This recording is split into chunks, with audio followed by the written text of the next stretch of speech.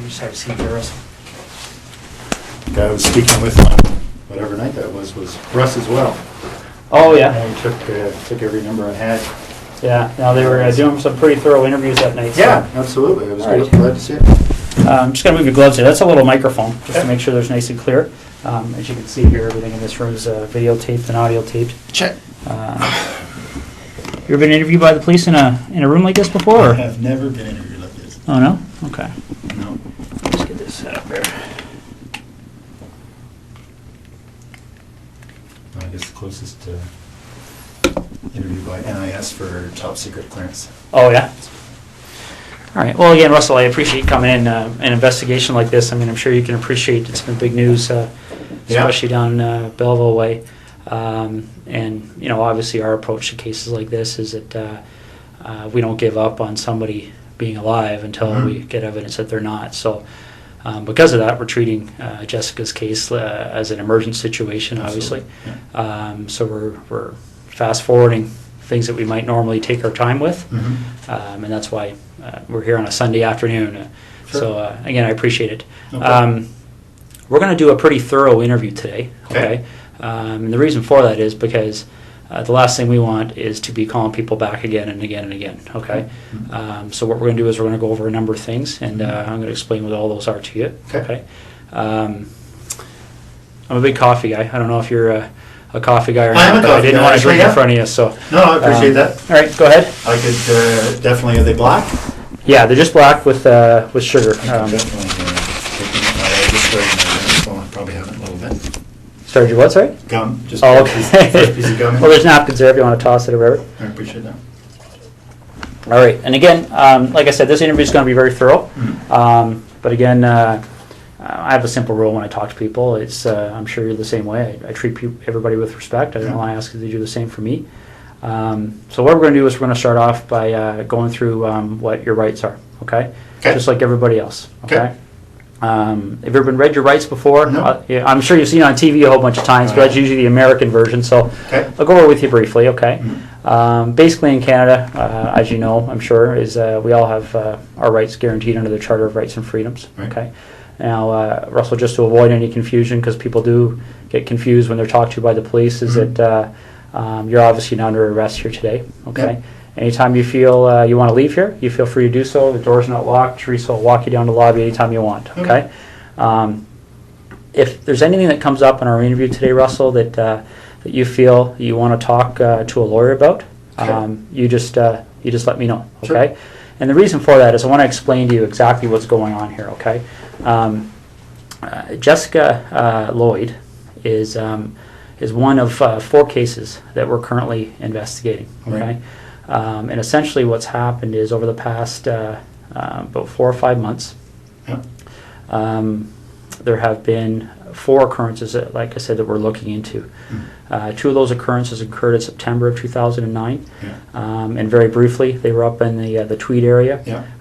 They involved somebody entering 2 different women's houses in the evening hours and committing sexual acts. Okay, in November of 2009, a young lady by the name of Marie-France Como was found murdered in her home in Brighton. And we believe that there was a sexual component to that crime as well. And then most recently we have Jessica Lloyd's disappearance. Okay, so essentially when you're looking at those kind of crimes, we're looking at a number of different potential criminal charges. All right.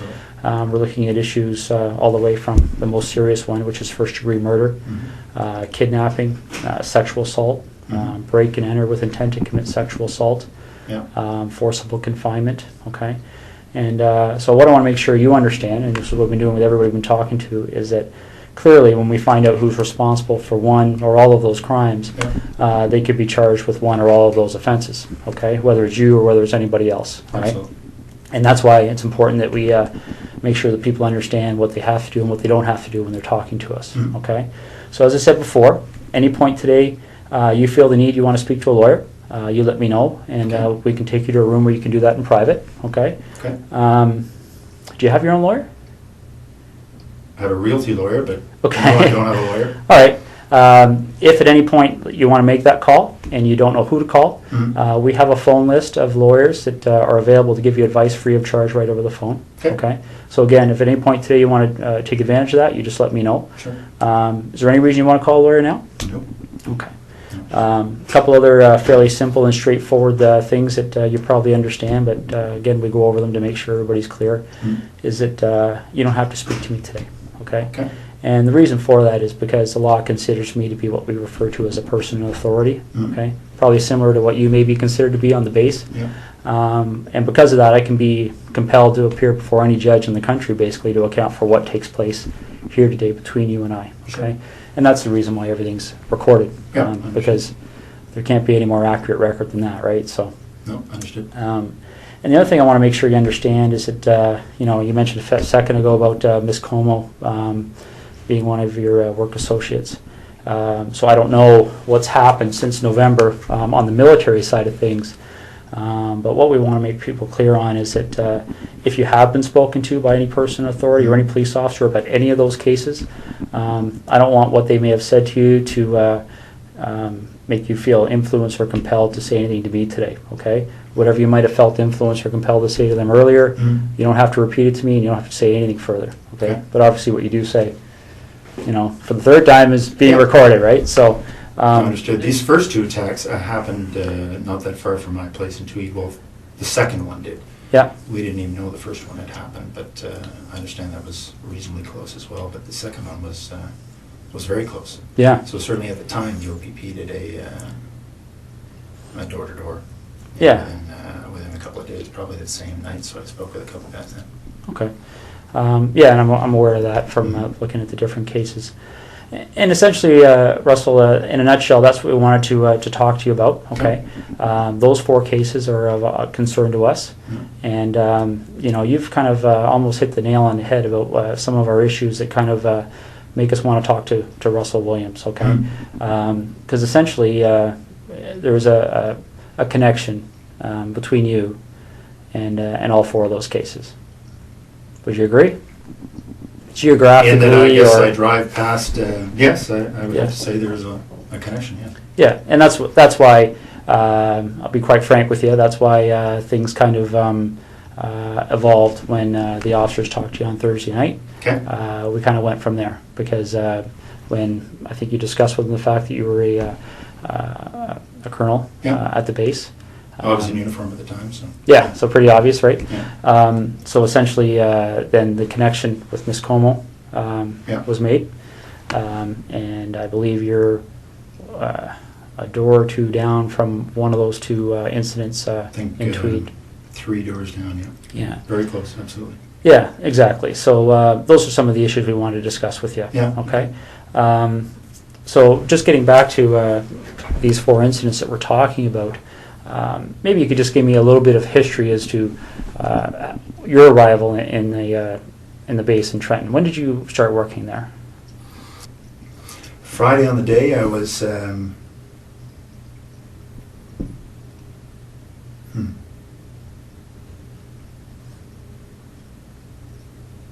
Friday on the day I was at home most of the time. Most of the day I had a sort of a stomach flu. Okay. In Ottawa or Tweed? In Tweed. In Tweed? Okay. Yeah. So we backtrack then. So all day Friday, you're at home. Yeah. And then what time do you leave to go to the base to sleep there on the Friday night? Not sure. Probably just went in for just before bed. So I probably left Tweed at between 8 and 9 or so. Okay. And you get to the base and spend the evening there and get up for the 5:30? Yeah. Okay. That's right. So we backtrack from there. When did you arrive at your home at the cottage? I don't want to get confused between your home in Ottawa and the home in Tweed. So, no, I had been in Tweed all week. Yeah. The week prior now. Yeah, I think that's the case. Was in Tweed all week. Flew Saturday. Headed to Ottawa Saturday night. Okay. So if you didn't have the stomach flu on the Friday, what was your I think it was schedule that day? 7 or 8, really. Okay. What would have been my schedule? Just a standard schedule in the office. Okay. So, ops brief in the morning, a couple of meetings. I can't remember what the specifics were going to be. Okay, so Thursday night you slept at Tweed, or you? Yep. All right. And what did you do Thursday during the day? Thursday during the day I was at the base again. I think it was a fairly standard day. I can't recall exactly, but yeah, nothing. I was not flying, so I was at the base. So I would have gone in early in the morning, back in the evening again. Okay. Do you remember what time you left the base that night?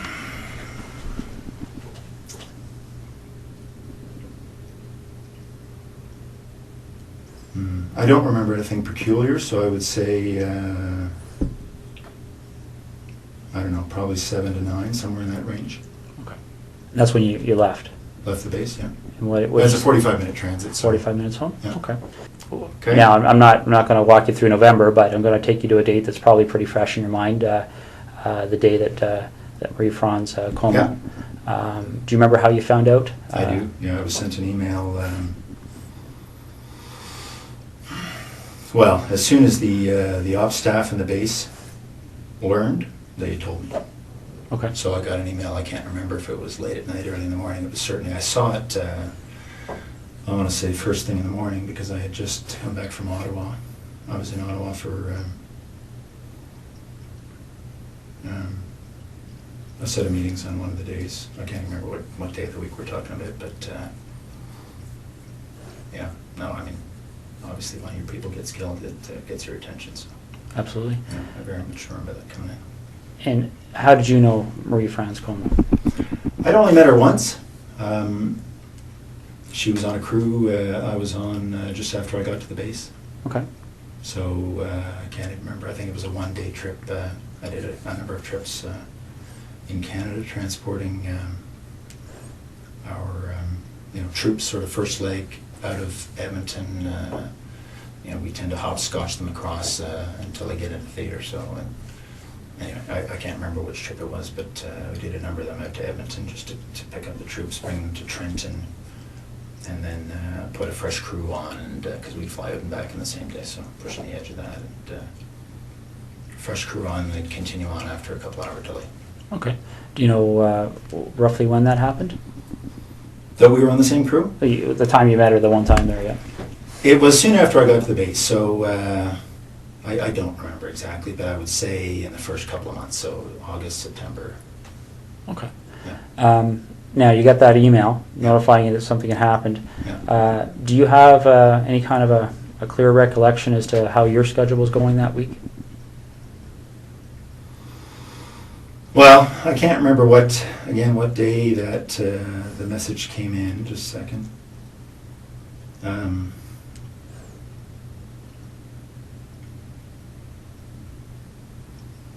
No, I can't remember what day of the week, but I'm just thinking there was a whole bunch of activity spun up as a result, obviously. No, I can't remember the day of the week.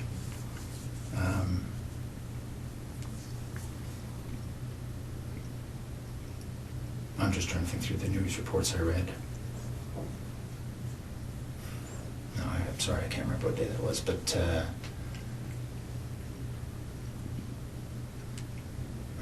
what we learned after the fact was that the MPs had learnt of her death, I think quite a bit after her body had been discovered. Okay.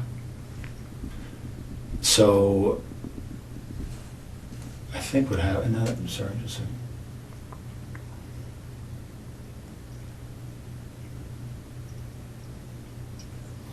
Okay.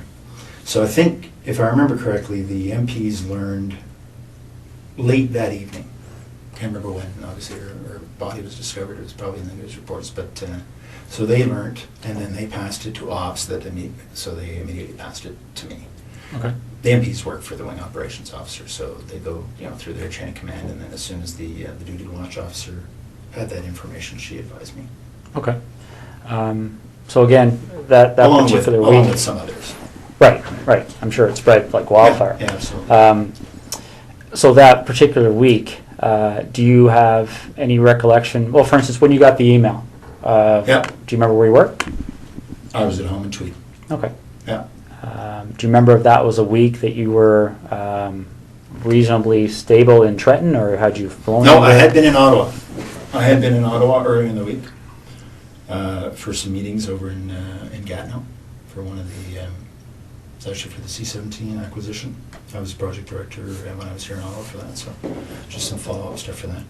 Okay. So I had been here at some point in that week. Again, I can't remember how the days all fell together, but I seem to remember that I got this word shortly after having come back from Ottawa. It seems to me it was the same week. So if we were to do a similar investigation in your background, is there anything you can think of that anybody may have misinterpreted, or anything in your history that somebody might say Russell Williams Absolutely did this? No. Okay. Be very boring. What's that? It'll be very boring. All right, because essentially that's what I'm looking at. Is it? You seem like a very intelligent person, and I think you can see how a surprise like that would certainly set off Absolutely. some alarm bells in our There's investigation, right? Okay.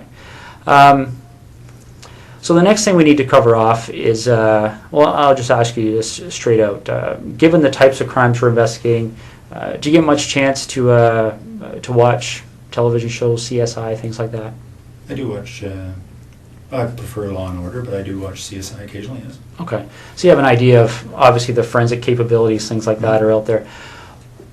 What would you be willing to give me today to help me move past you in this investigation? What do you need? Well, would you be willing to supply things like fingerprints, blood samples, Sure. things like that? Yeah. Okay. Footwear impressions? Yeah. Okay. All right. I think that's what we're gonna ask you to do. Okay. All right.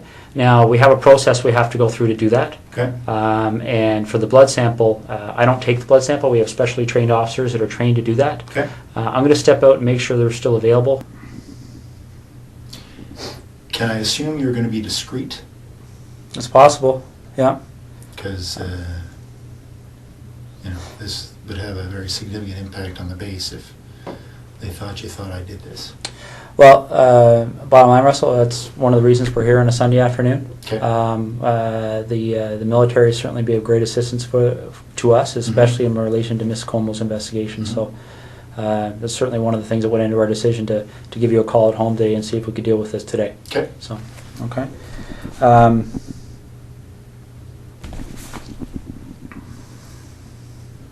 Because it's tough to undo the rumor mill once it gets started.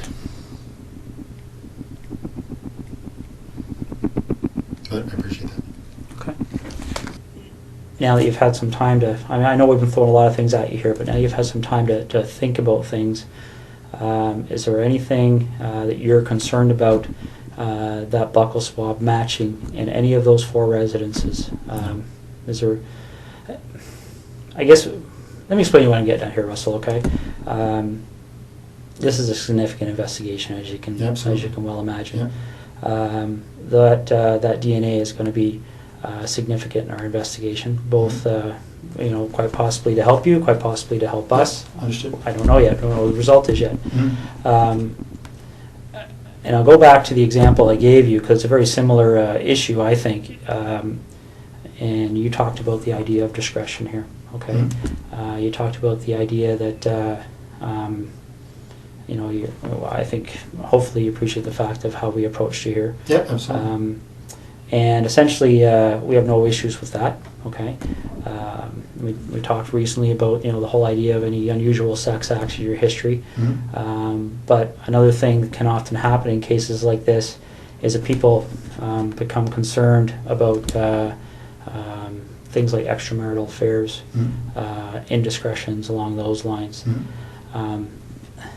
Is there any contact that you may have had with any of those 4 women that you may not want your wife to be aware of? Anything like that that we should know about to try and explain why if your DNA is found, it would help us understand why it may be there. Absolutely not. Okay. Can you think of any reason why we would find your DNA in any of those residences? Let's focus on, well, for instance, I believe, let me just check the name there, make sure I've got the right address. Talking about the house that was just a couple of doors down from you there in Tweed. A couple of doors down was Lori. I don't know her last name. I don't know.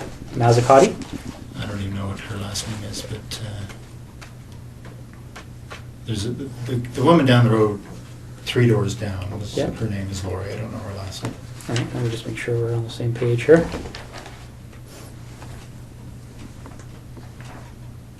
Okay. My understanding is she lived at 76 Cozy Cove. Yeah, so she would be the second one. The second incident on your road there. Yeah. A couple of doors down. Ever been in her house? No. We met her once, I think the first summer we were there, so in 2004. Okay. And that's what I'm getting at. Again, this is a credibility issue, right? Yeah. Because I don't want to come and see you 2 weeks from now and say, Russ, our CSI people went in that house. And are you familiar with how DNA works? I think broadly, yes. I would guess so. One of the challenges we have in 2010 with DNA is it's become so precise that I guess the best way to explain it is I can think back 15 years ago when I started in violent crime investigation. Yeah. For us to get a DNA match, the sample we had to find was, probably would have filled half of one of these cups. Because they destroy so much of the sample in the testing. Okay.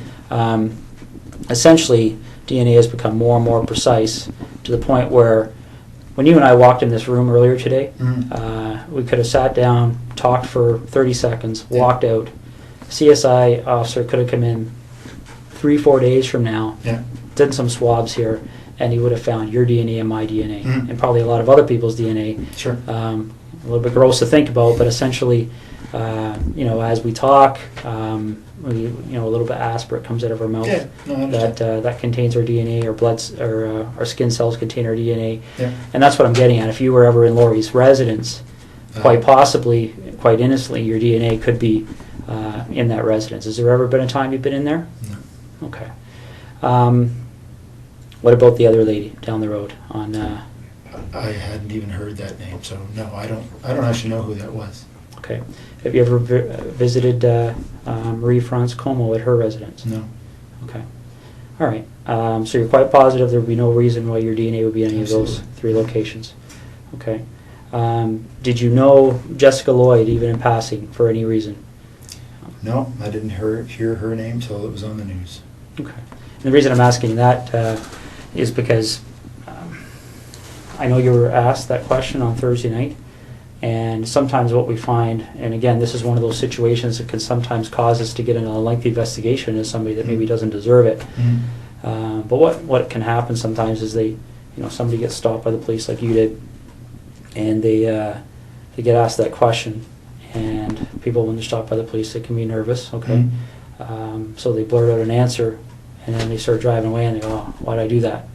Because the problem is that once they get asked again, then they feel compelled to maintain that answer for fear that if they change their answer, somebody could find it. You understand what I'm saying? I do. Okay. So I want to make sure that's not happening here. I don't care what you said to the officers on Thursday night last week. If there's any communication or contact between you and Jessica Lloyd, you've seen her picture, right, around town? Yeah, absolutely. Okay. Ever seen her before? I don't. No, I would say I have not. Okay. All right. All right. And you mentioned something about doing some renovations at your property in Tweed there. I think you said something earlier about tearing up carpet. Correct me if I'm wrong, but oh yeah. Okay. When did all that happen? In 2004 or 5. Okay. Any recent renovations? No. Okay. All right.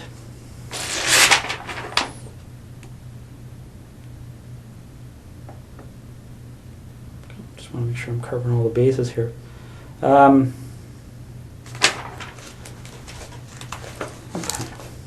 What kind of tires do you have on your Pathfinder? I think they're Toyo. Okay. Do you know the brand name, or sorry, the I think that make? is I don't. Sorry, the make is Toyo. Yeah. I don't know the model. Okay. Just see, I'll read this off to you, see if it rings a bell.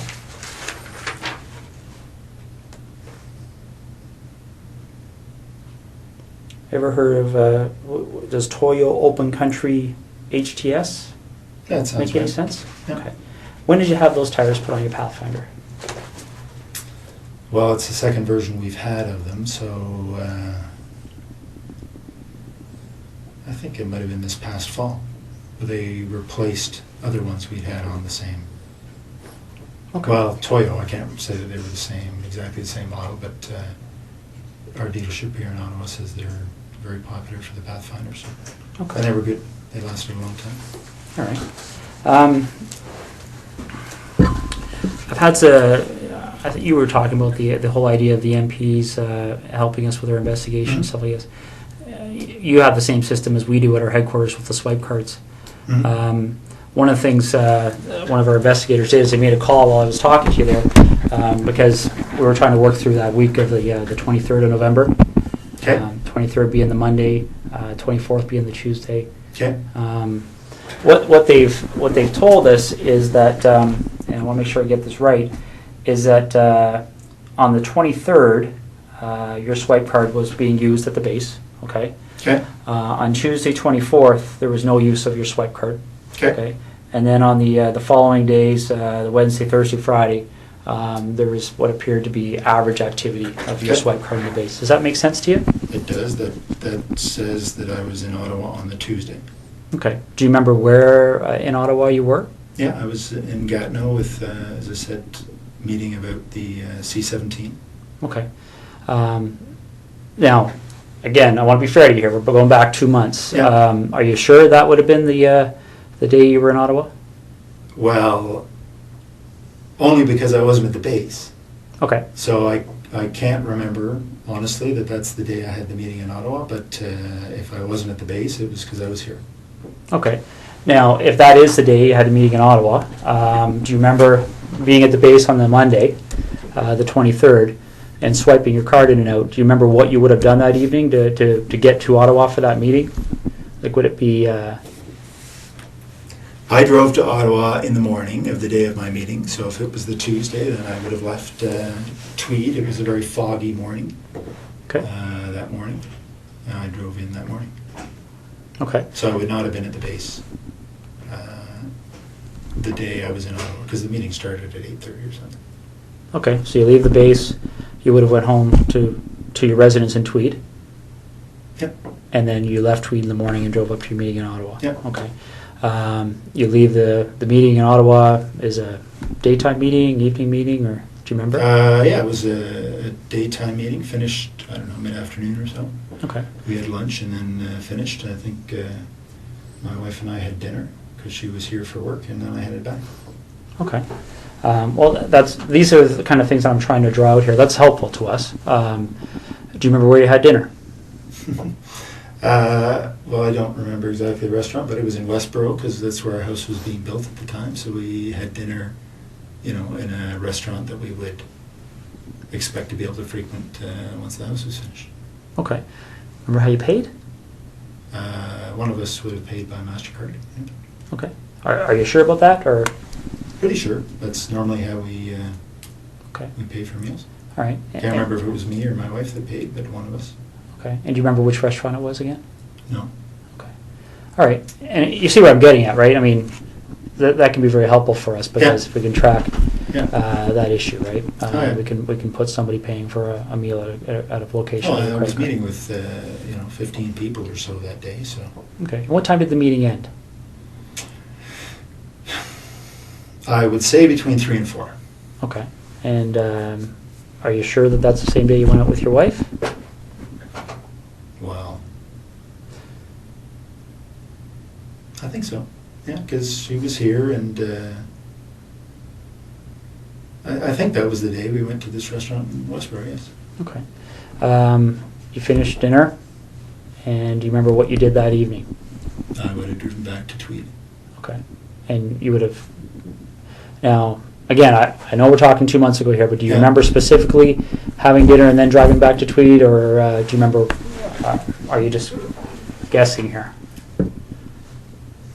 No, I'm not really guessing. I mean, I believe that this night at this restaurant was following the meetings in Ottawa. Mm-hmm. And I, kissed my wife goodbye and headed back to Tweed to go to work the next day. Okay. All right. The tires that you have on your truck, right? The reason I asked you about that is there any time, I mean, you recall where you were stopped by the officers there? Yes. Okay. Did they explain to you what the significance Said of that the was her location? house. That was her house. Yeah. Okay. So you remember that location? Yep. Do you remember what the crossroad was, or? I don't think there was a crossroad. It's sort of just on the south end of 37. Okay. When you get stopped at that location, has there been a time in the recent 1 or 2 weeks that your vehicle has left that road for any reason whatsoever? Have you driven into a field with your vehicle at all, for any reason you can think of? No. Okay. Because I want you to rack your brain here. This is important. So, Yeah. is there anything you can remember doing that would have caused you to drive off the road No. at that section of roadway?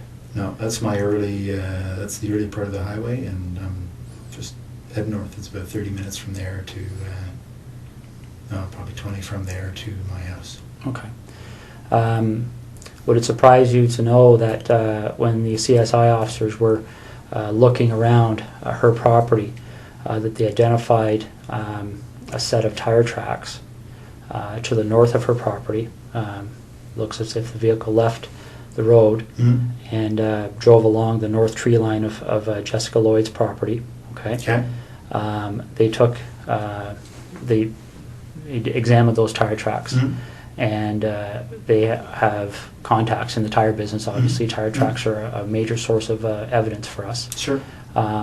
Shortly after this investigation started, they identified those tires as the same tires on your Pathfinder. Really? Yeah. Okay. Okay. One of the other things that they do to try and identify the type of vehicle that may have left those tires, well, is they do two things. They talk to witnesses. Okay.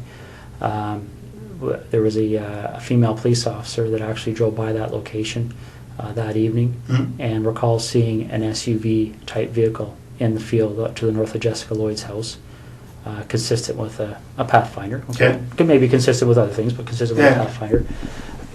And they what they also do to try and identify the type of the vehicle is they look at what they call the wheelbase width. Okay, because different vehicles, different makes, models have wheelbase width, so they can take those two sets of tire tracks, measure the distance between them. Okay, and determine what the width is. Sure. And then they can enter that into a vehicle database, and it will spit out the types of vehicles. Yeah. Okay, your Pathfinder's wheelbase width is very, very close to the width of the tires that were left in that field.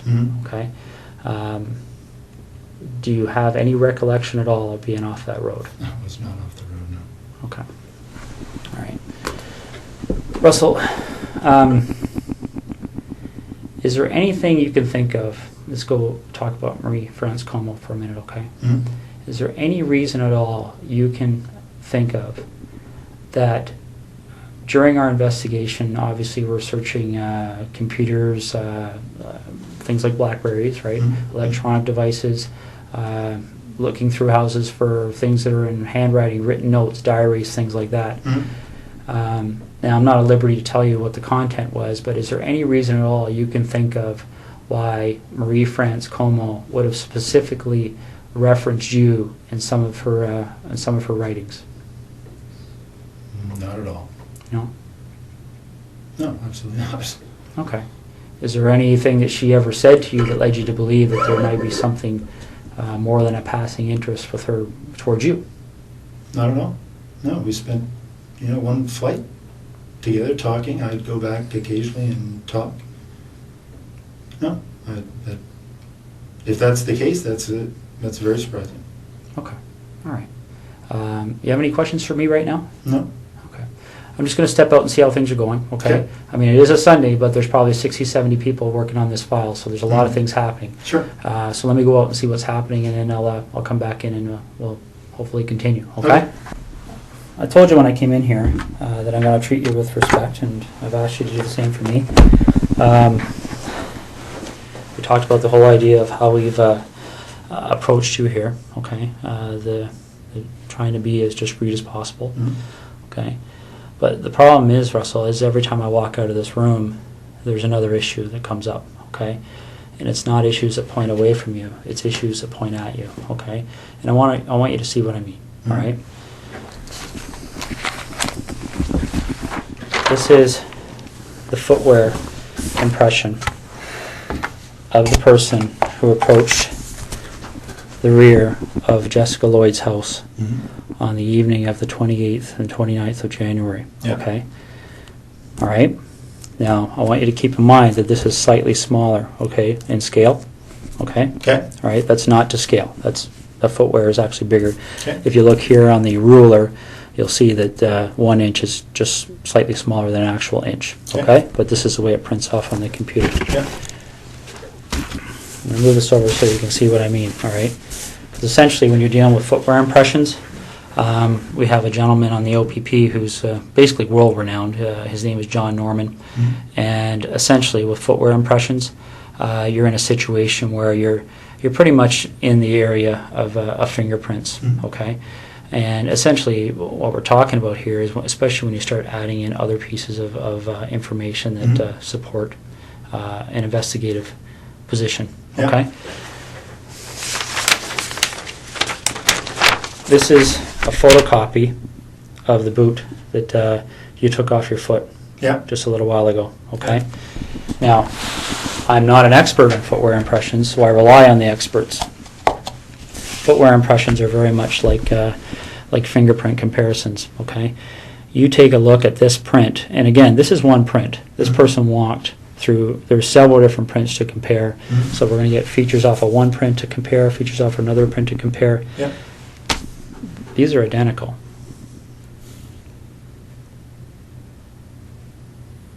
Okay. Your vehicle drove up the side of Jessica Lloyd's house. Your boots walked to the back of Jessica Lloyd's house on the evening of the 28th and 29th of January. Okay. You want discretion. We need to have some honesty, okay? Because this is getting out of control really fast, Russell. Okay, really, really fast.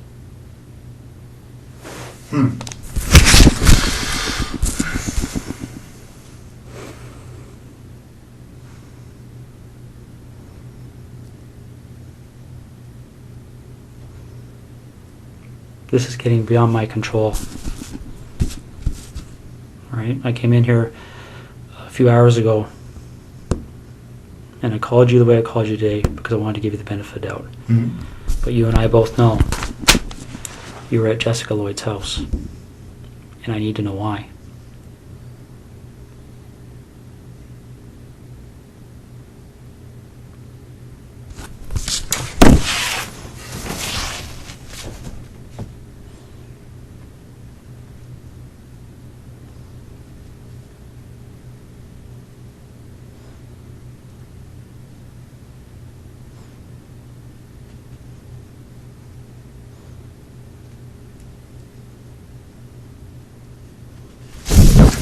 I don't know what to say.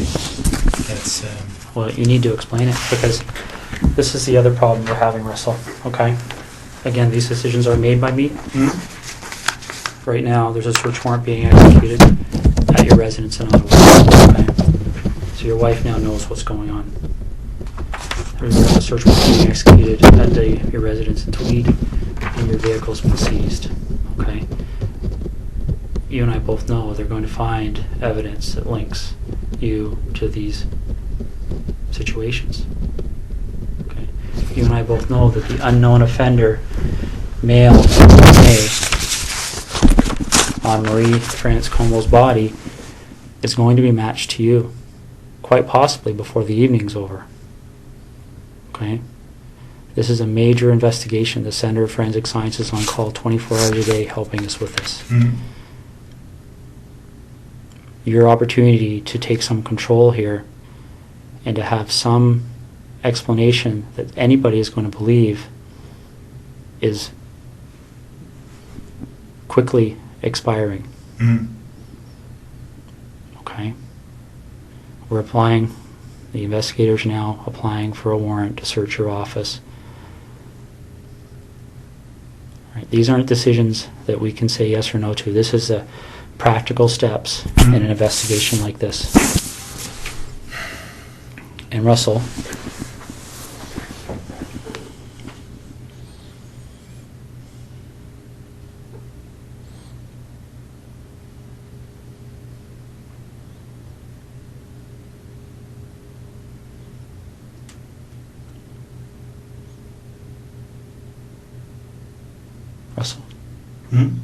listen to me for a second, okay? When that evidence comes in, when that DNA match, when that phone rings and somebody knocks on this door, your credibility is gone, okay? Because this is how credibility works, all right? And I know you're an intelligent person and you probably don't need to hear this explanation, but I also know your mind's racing right now, okay? Because I've sat across a lot of people in your position over the years, okay? The bottom line is that as soon as we get that piece of evidence that solidifies it, DNA, okay? As soon as the expert in footwear impressions, the expert in tire impressions calls and says, yes, I've examined those and they're a match, it's all over. Because as soon as that happens, where's your credibility? Where's your believability? You're just another, and again, don't take this wrong, okay? But you can see if you step outside this room in your mind and imagine how people are going to view you, okay? If the truth comes out after the clear evidence is presented to you, when you finally go, okay, I'm screwed now, what are we going to do?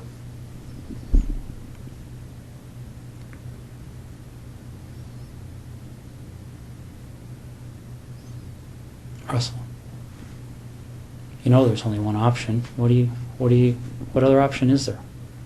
What's the option? Well, I don't think you want the cold-blooded psychopath option. I might be wrong. Okay, because don't get me wrong, I've met guys who actually kind of enjoyed the notoriety, got off on it, got off on having that label. Bernardo being one of them.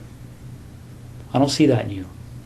If I saw that in you, I wouldn't be back in here talking to you, quite frankly.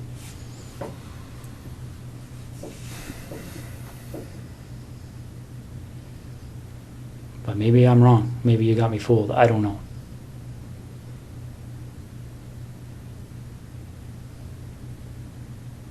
This is over. And it can have a bad ending where Jessica's parents continue to wonder where her daughter's lying.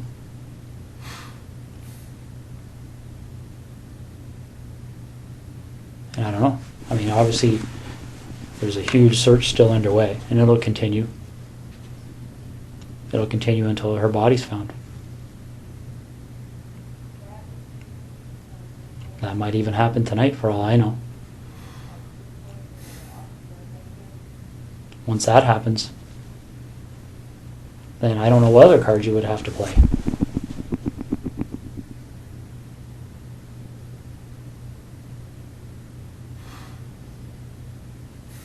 What are we going to do?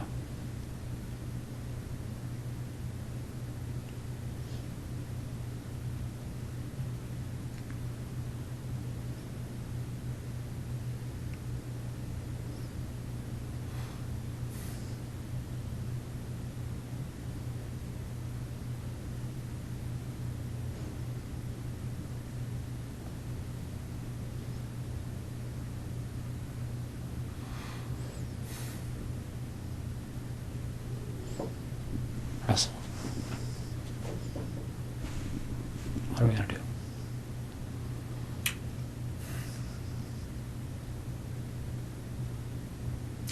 requests, please. Okay.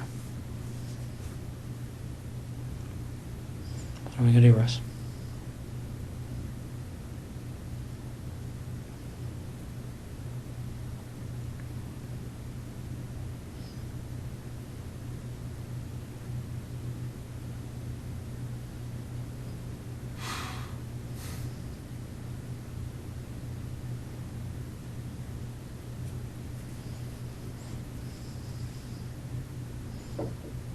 Is Jessica somewhere we can find her easily? Like, is this something where I can make a call and tell somebody to go to a location and they're going to find her, or is this something where we have to go and take a walk?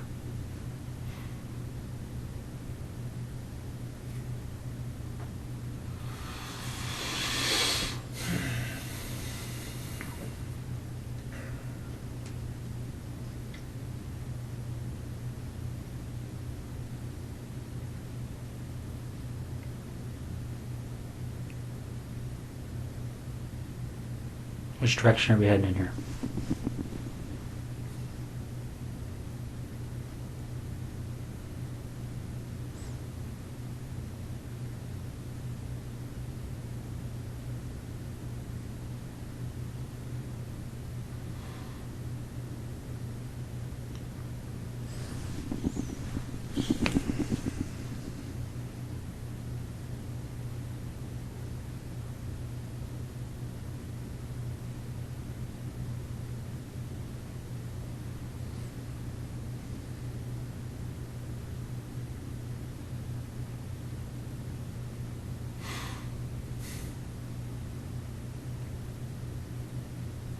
Russ, maybe this would help. Can you tell me what the issue is you're struggling with?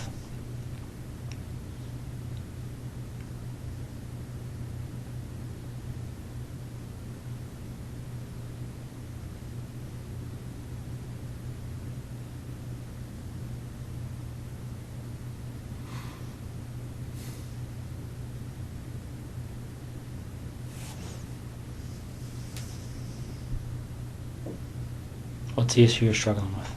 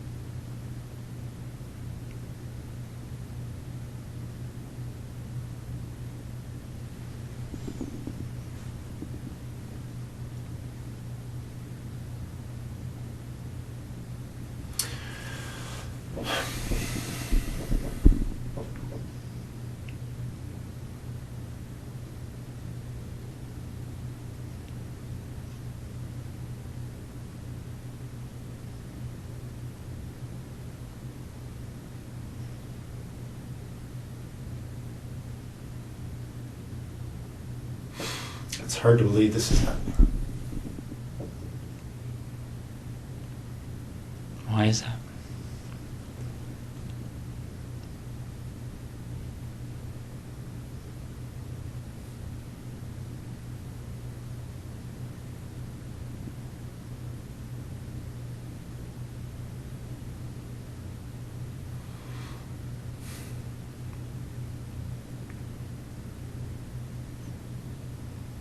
Why is it hard to believe?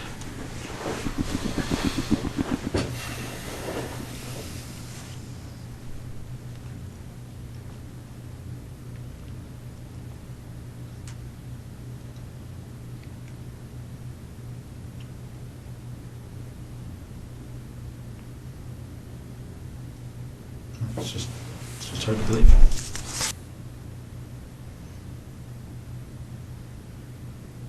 Whose decision was it?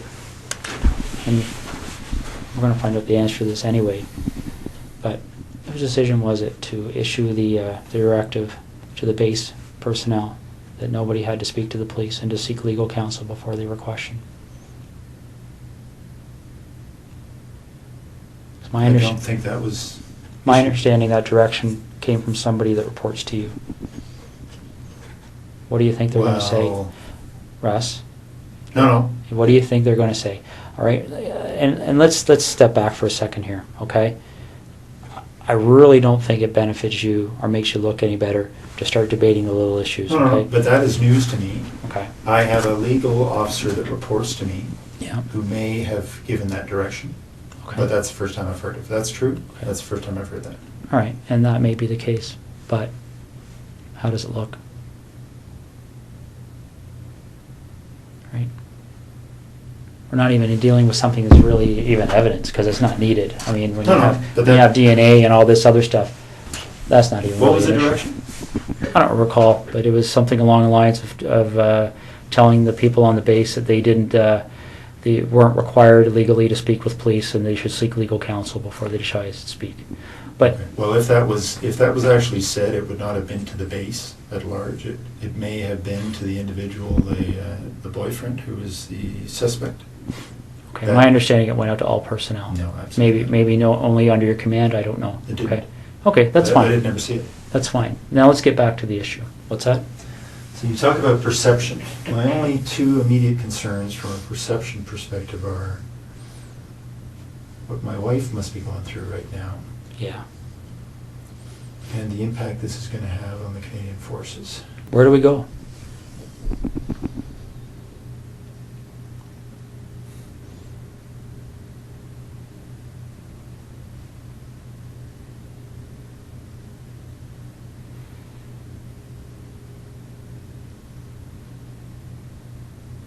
Russ, is there anything you want from me?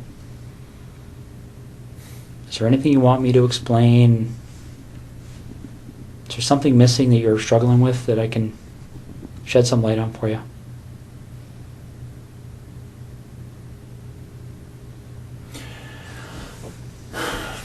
I'm struggling with how upset my wife is right now. Russ, what are you looking for?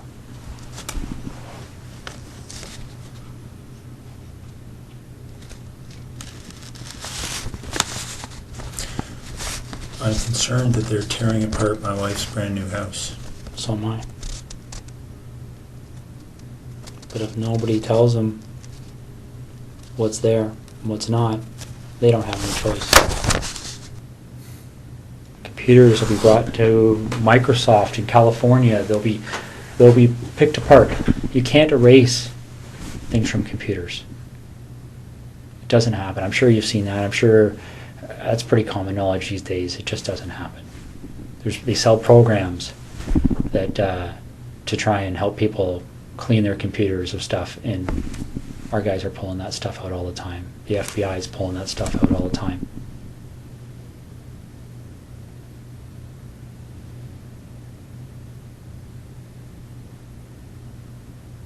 This investigation will end up costing no less than $10 million. Easy. And they will say no to nothing.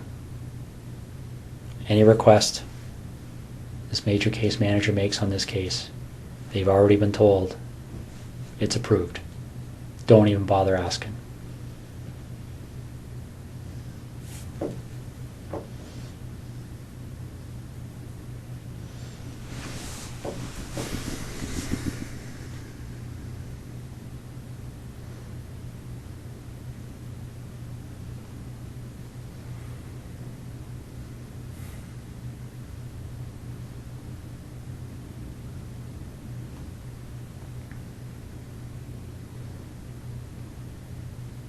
So what am I doing, Russ? I put my best foot forward here for you, bud.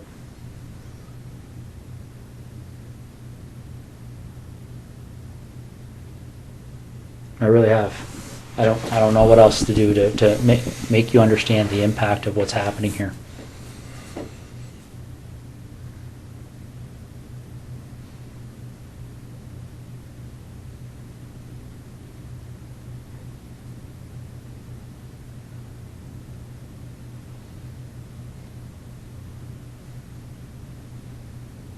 Did we talk?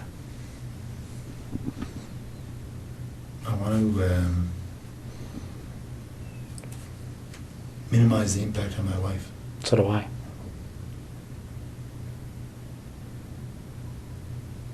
So how do we do that? Well, we start by telling the truth.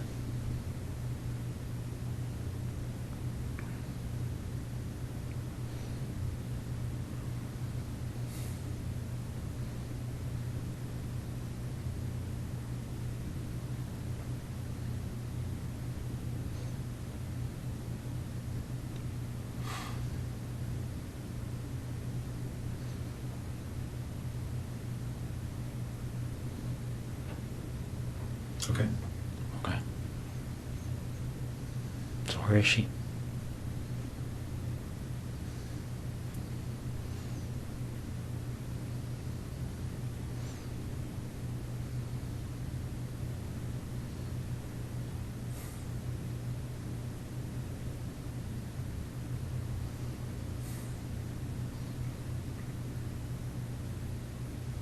Get a map. Is she close to where she lives? I've got maps of that general area.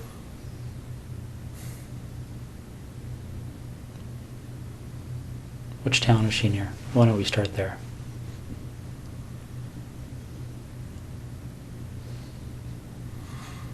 I'm not sure if you give me a map of that covers Calabar down to the highway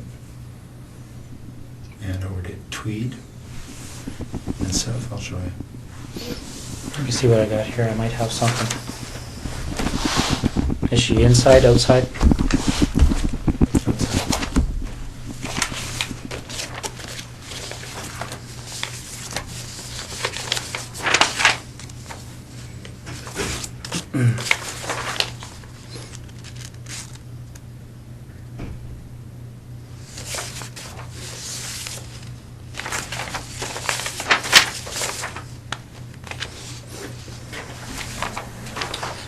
Probably the biggest area I have there, Russ.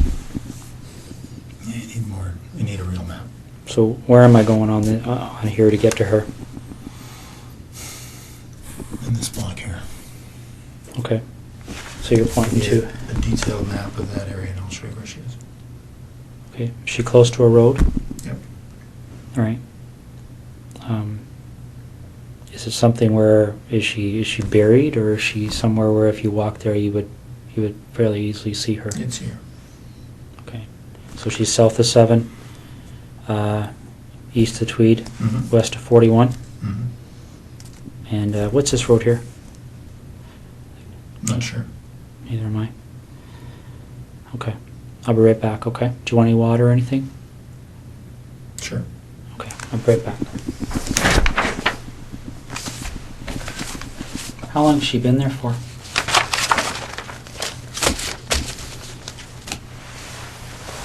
A little over a week. Was it fairly quick from the time she left? Friday night. Friday night? Yep. So where was she between Thursday night and Friday night? In Tweed. With you? Yep. How long was she alive for?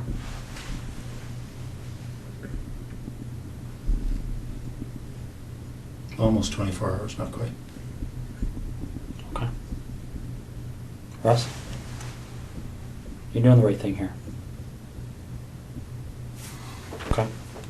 Well, again, my interest is in making my wife's life a little easier.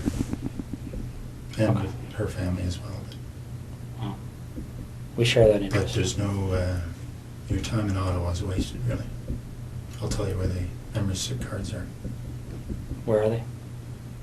They're in the house there, but In Ottawa? yeah. Whereabouts? Some in the camera bag, which they would have found in my office. Mm-hmm. And when you walk into the office on the left side, there's a desk of drawers, set Okay. of drawers, like a filing cabinet, wooden, IKEA. In one of the top 2 drawers, and there's a plastic divider, Yeah. and there's inside there are 2 memory cards, Okay. which are blank, but I'm sure they can be And whose images are on those cards? well, I've erased them, but I expect be able to draw images of Jessica and I. What about Marie?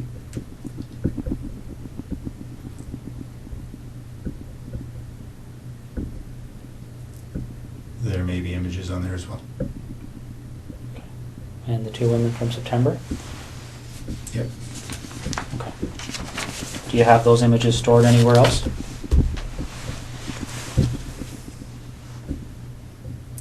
Yeah, there are 2 hard drives in the house in Ottawa. I can draw you a little picture if you like. Sure. Do you want to do that now while I'm Sure. getting them out? Okay.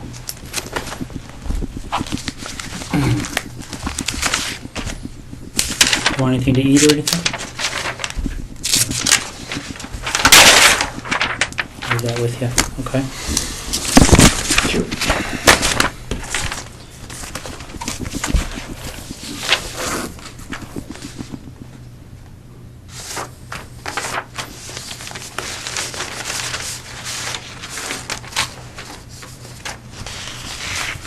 But I do want to talk to you, Jim. That's the plan. Okay.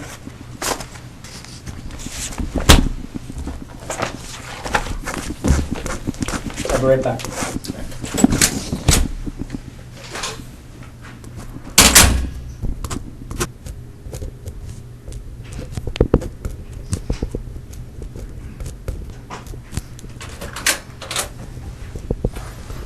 How you make it up there? Thank you. Okay, make it up. All right.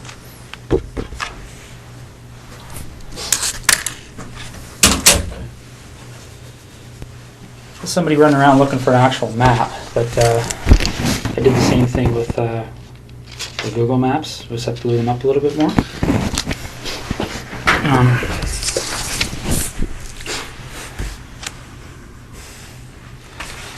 This is the biggest of the area.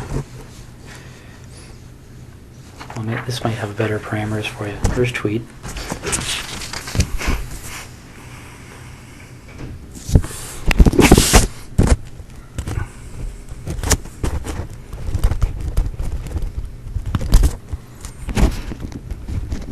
.7 kilometer from this intersection on the side of the road. And what road is that? Kerry? South of, can't read that word. East Hungerford? Does that make sense? Oh, there it is there. Okay. How far off the road is she? 40 feet. Is she covered with anything? She's wrapped up. In She's what? on the surface. Just a gray something or other cover. Okay. Barry, the obvious question I'm going to have for you is, when they go there, and they'll be there shortly, they're going to find her? Oh, yeah. Okay. I'll be right back. You look like you want to say something. Just that this place, my wife, it's been a dream for the better part of a year, so I'm keen to get them what they need and so they can leave her alone. Okay. Well, we're going to do our best to keep that as low key as possible, okay? What do you want to talk about? It's pretty wide open now, eh? Yeah. What do you want to know? Well, do you want to work forwards or backwards? Doesn't matter. Why don't we start with Jessica? Okay.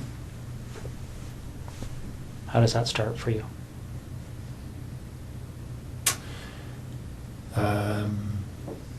I saw her in her house on her treadmill. Wednesday night, I guess. Then I noticed she wasn't there Thursday. So I got into the house to look around.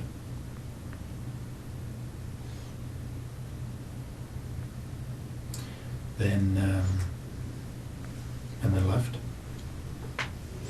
Noticed she'd come home. So I went back in. Through the back patio door. while she was sleeping.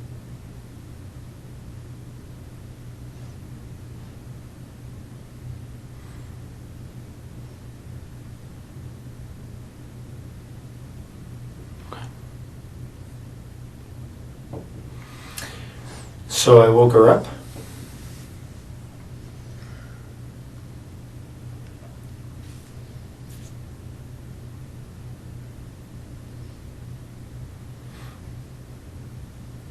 Didn't hit her.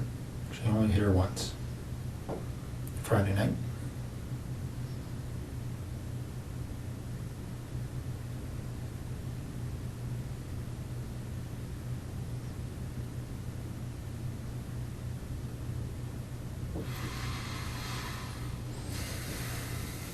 Okay.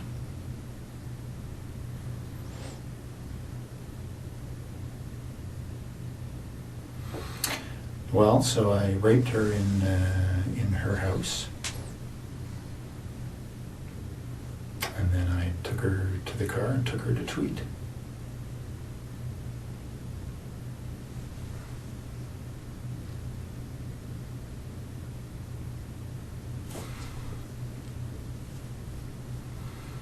And spent the day in Tweed.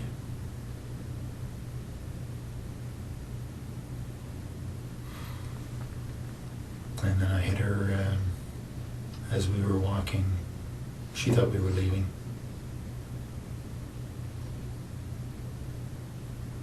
Hit her on the back of the head.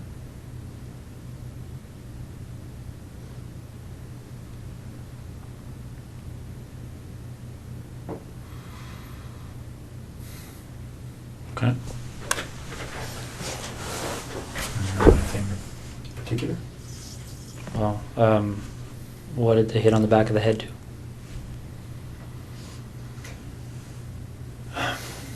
Well, I was surprised that her skull gave way.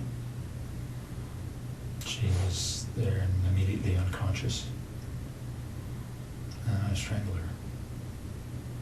Okay. What did you hit her with? Flashlight. Okay. In the house or outside the house? In the house. Yeah, they'll find signs of that. Where in the house did this happen? In the main portion, just in front of the fireplace. What do you mean they'll find signs of it? Oh, there's quite a bit of blood. I hadn't expected. I'd expected to knock her out. But obviously generated a lot of blood. What did she bleed onto? The floor. It's just tile floor. Okay. Did you clean it up or did you? I wiped it up. I know it'll be easily spotted. What makes you think that? Like, if I walked in that house right Well, now, you would wouldn't, I see it? You wouldn't see it, not at all, but, you know, the right signs will show it, I'm sure. Okay. So when that happened, did she have clothes on or was she naked? Yeah, or? she was dressed. Okay. So when we find her, is she going to have those clothes on too? Yeah. All right. Okay. Marie France Como.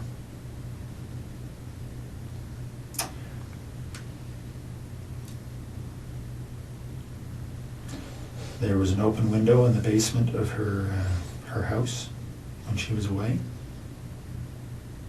I went in there a couple of nights before she came home. Looked around. I went back in there late at night when she was at home. She was on the phone in her bedroom.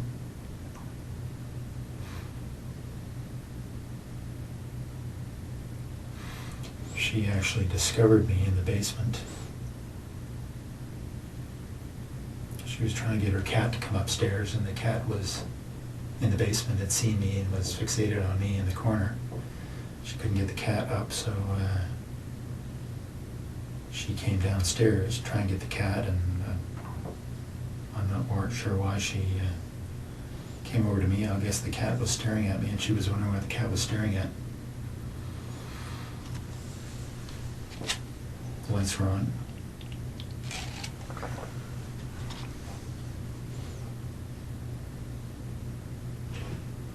So when she spotted me, I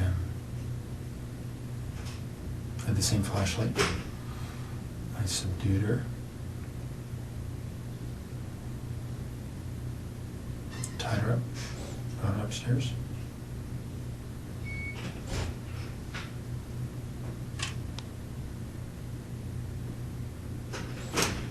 And strangled her later in the morning. Well, more suffocated her. Right. Some tape.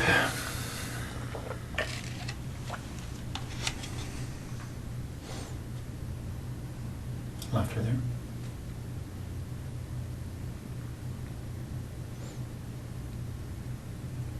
How did you subdue her? And when you say subdued her in the basement, what did you do? Well, I had the same flashlight, and you know, she saw me right away. So it was just I hit her a couple of times and around her head, try and knock her out. Didn't, but she was bleeding a little bit.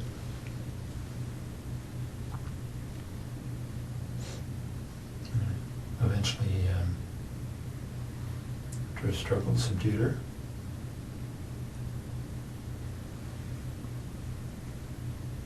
Okay. Any blood from that struggle? Oh yeah. No, not a whole bunch, but a flashlight did break her skin a couple of times. Okay. What area of the basement did that take place in? I was hiding behind the furnace, so she spotted me right there. Okay.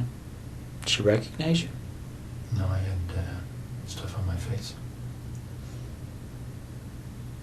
Okay.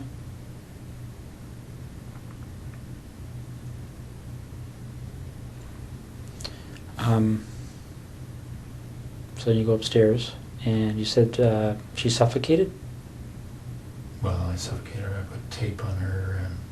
I put tape on her mouth, and then I put tape on her nose and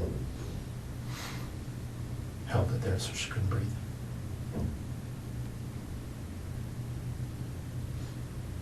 Okay. What kind of tape was it? Duct tape. What happened to it?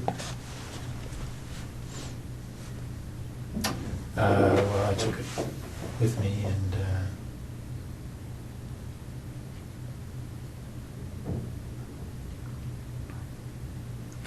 can't remember what actually I did with that tape, but probably threw it in the garbage. Did you use tape for any other purposes?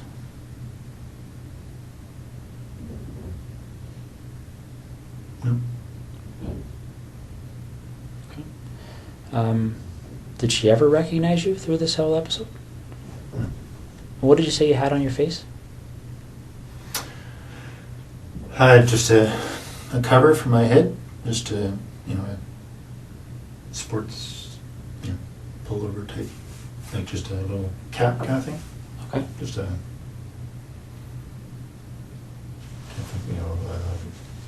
lycra or something, and just a headband over my nose and mouth, so it covered most everything but my eyes. Okay. Now this flashlight, where is that now? And tweed. In the house? Yep. What kind of flashlight is it? It's a red 3 double D. I'm not sure what brand it is, but it's a metal, one of these aluminum. It's like a big, I can't remember what brand the little, aircraft aluminum flashlights are. You see a lot of them. Anyway, it's a bigger one of those. Did you take anything out of Marie France's house or Jessica Lloyd's house? Yeah, some of their underwear. Okay. That's all. And where is that?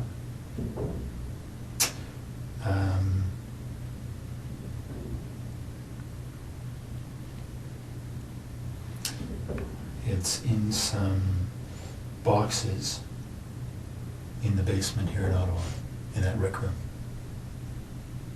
So we just moved in, so there are boxes everywhere. So on the same side as the furnace room, sort of in the back against the wall. Okay. What do the other boxes look like?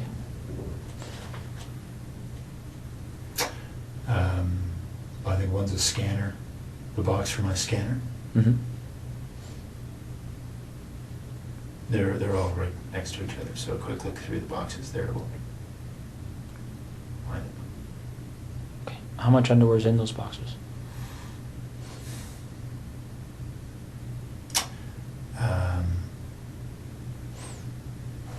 Probably 60 pieces or so total. All women's? Yeah, 60 pieces of theirs. Of whose? Of Jessica's and Marie-France. So you took 60 pieces from between the two of them? Yeah. Okay. I think so. All right.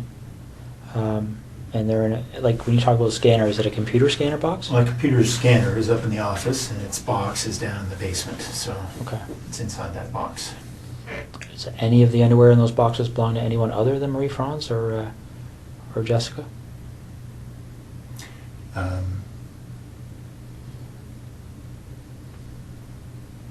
Yeah, there's some from each of the other two women. Okay. Why don't we talk about those two women? Mhm. So the first one happened on the 16th, and I don't know why I can't recall their names, but the lady that was lived closer to you. No, Lori was closer to me. Okay. So the first one, Mhm. I had just spotted her from our boat, actually. I got into the house while she was asleep, noticed that she was alone.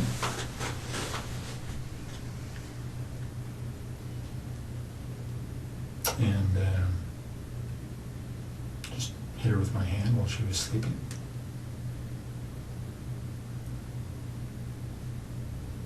Subdued her. Mostly just my weight on top of her.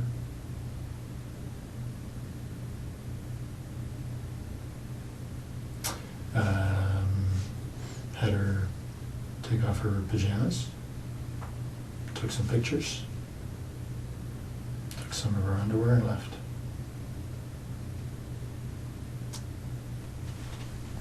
And the other woman? Same kind of deal. Got in through the back of the house. She was sleeping in her, not in her bedroom, but in her, in front of the TV. Very much the same story.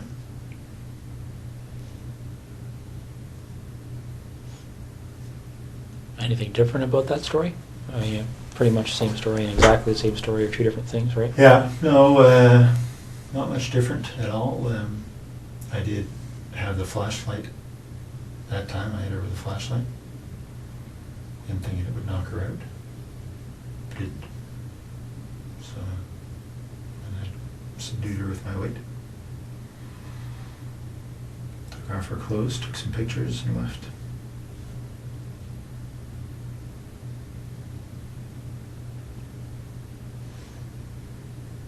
Why do you think these things happen?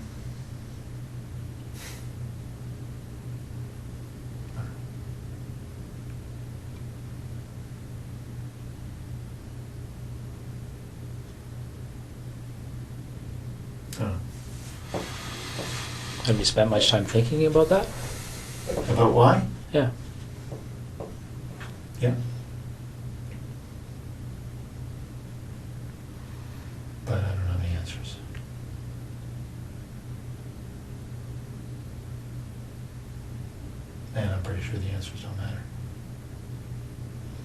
Let me ask you this: did you like or dislike these women? I didn't know any of them. Okay. I had met Maddie France that one time in our airplane. Okay. No, I guess when you're going through these things, are you? Well, let's talk about Jessica, because she was there with you for the whole day, right? Mm-hmm. What kind of feelings were you experiencing while you were with her that day?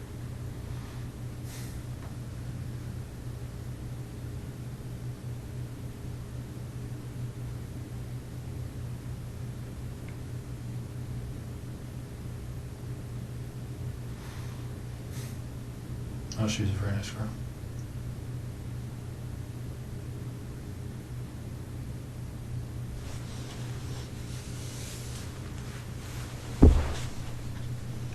Can you tell me why you killed her? Right? Do you know why you killed her? Well, I think I killed her because I knew that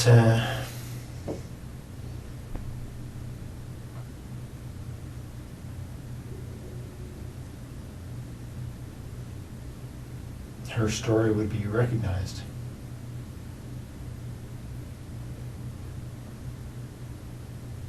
Her story would be recognized? How do you mean? Well, because she knew I was taking pictures. Mm-hmm.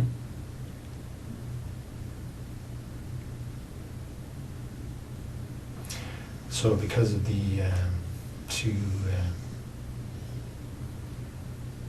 stories in Tweed, that would have been a fairly, been quite obvious. So if you didn't take pictures, what would you have done with her? I don't know. I mean, she's at your house, right? Well, let me ask you this. Is it 2 lived, right? And 2 died. What was the difference in your mind between? Well, the attention the first 2 got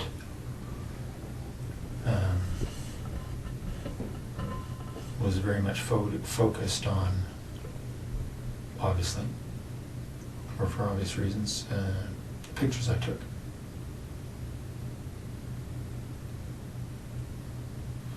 So anybody else telling stories about pictures, right, would have been a fairly straight line.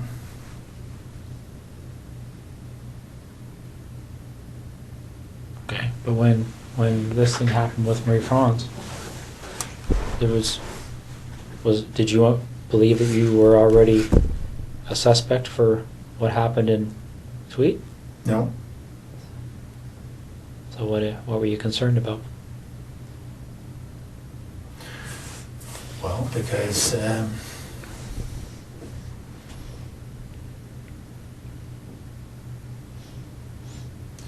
was pretty sure that she was serving military, right? Mm-hmm. It would have been difficult for investigators to ignore that connection. Okay. Yeah, makes sense.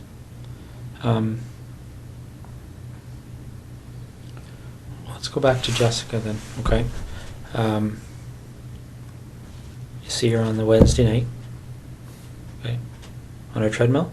Mm-hmm. How do you see her? She was in the basement, window wide open, on a treadmill. So I drove by. Okay. Did you stop to look at the house, or how does that catch your eye as you drive by? Well, I was looking to see who was where. Don't know that area very well, so I was just keeping my eyes open. Okay. So you spot her on the Wednesday. Yeah. Do you just keep on going, or did you stop and take a closer look that No. night or anything? No? I kept going. Okay. and you went back on the Thursday night, right? Yep. So you go back on the Thursday night, and you went into the house before she came home?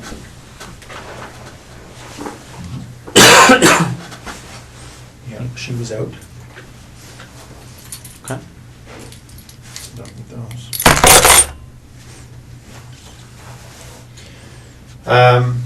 Yeah, she was out. Got in through the kitchen window. It's unlocked. Everything else was locked.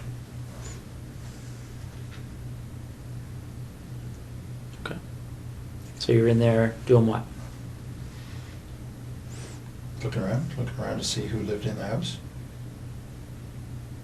It was just her. Okay. And then what do you do?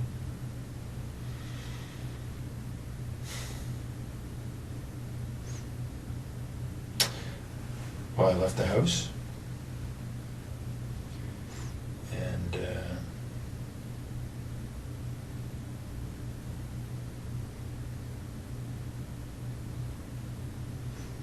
she came home. I hadn't been out of the house very long. So I watched for a little bit to see if she was alone. She was.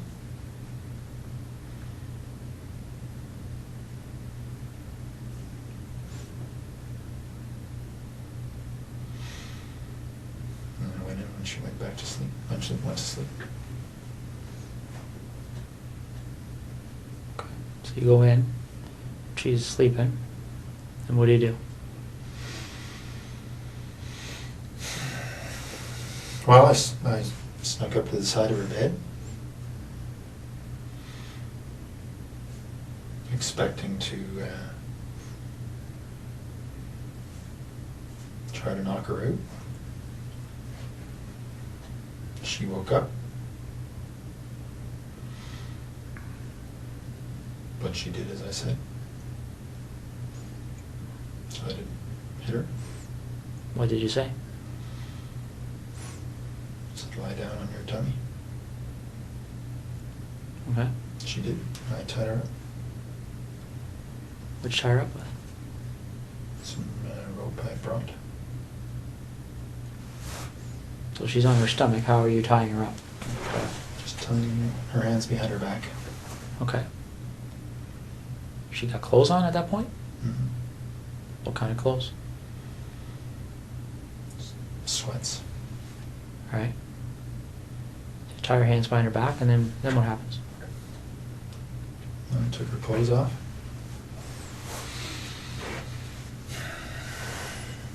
Okay.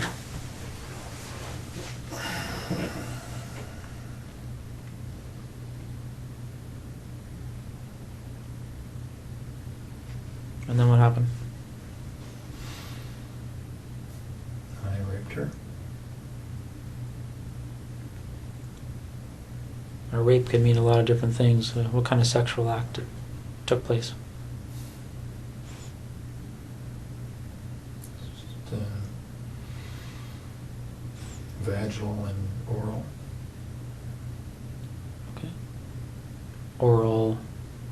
Who was performing the oral sex?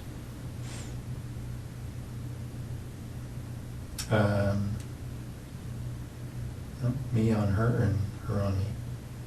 Okay. Any condoms used or anything like that? No. No. So and again, correct me if I'm wrong. Vaginal intercourse. Her performing oral sex on you, and you performing oral sex on her. Mm-hmm. Do you remember what order those things occurred in? Yeah. I started with the oral sex. Then I raped her. And then later on I made her perform oral sex on me. Okay. Any kind of conversation happening when this is going on? Yeah, a little bit. What was being said? Well, I threatened her before she before I had her perform oral sex. What did you say? Well, I put a zip tie around her neck. I said that I would pull it if I didn't like what she would do. Okay. So she did what you told her to do? Mm-hmm. Any issues there? Any reason to pull it? No. So, do you remember if you ejaculated at that point? Or at any point? Not at that point, but later on. Okay. So, the oral sex finishes, and then what happens next?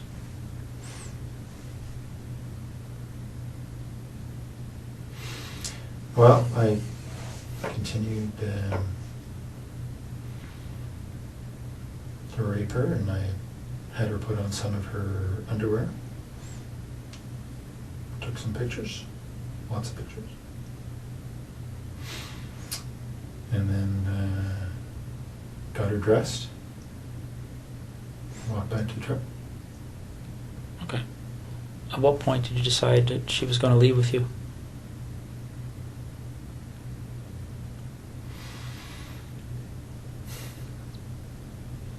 I'm not sure. That wasn't necessarily always the plan. But at some point, I was there for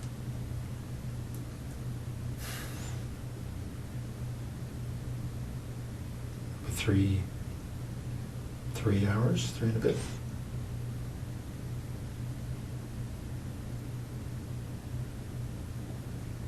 Okay. Do you remember the conversation about leaving? Was there any... Did she say anything about that, or what was she saying to you? She was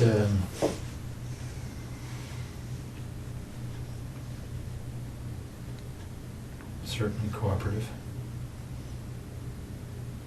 Okay.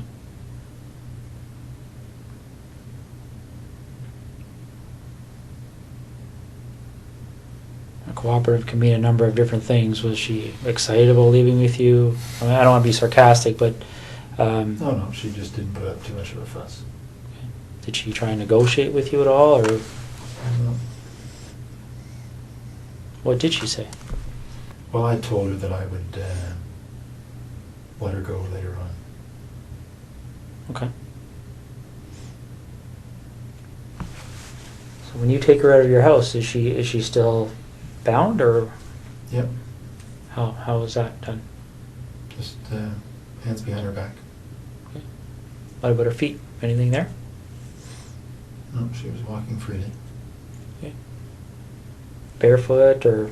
No, she had those brown suede shoes on that had been reported. Okay. So where does she sit in your truck when you get to the truck?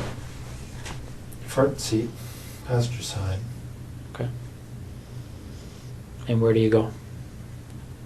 Straight to Tweed. Straight to your house in Tweed, or straight to Yep. just the town? Straight to the house. No stops anywhere? No. Okay.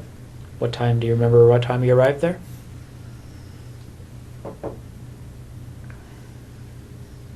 I don't exactly, but I'd say between 4:30 and 5:30. Okay. All right. When you were first there before she came home, do you remember, did anybody come to the door at all when you were in the house? Okay. No, I think somebody had come home, somebody had come to the house just before she did, because I thought it was her, but then they left. I was outside at the time. Did you see who that person was, or what kind of vehicle they were in, or anything? No. Saw the lights, I assumed it was her, and then all of a sudden they left, so I don't know what happened. Okay. Where were you when that first vehicle pulled up? In the back here. Okay. So you didn't have a view of the vehicle, you could just tell that there was a vehicle there, is that fair? Okay. So you get home, what, 4:35 you say? Hmm. Okay. And then what happens?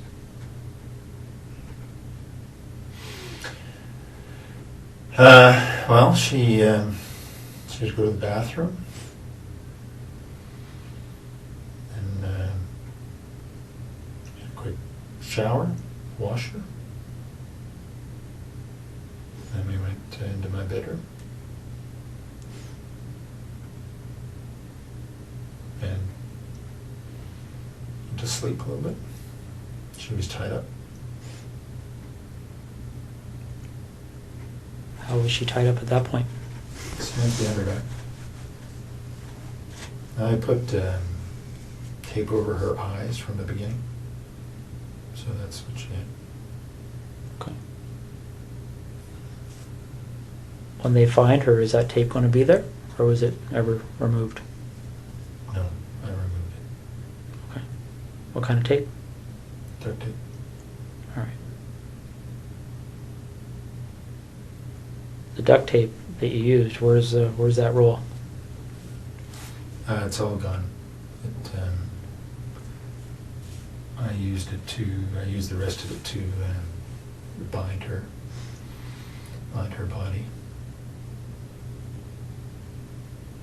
So, by all gone, is it with the body now? Mhm. Okay.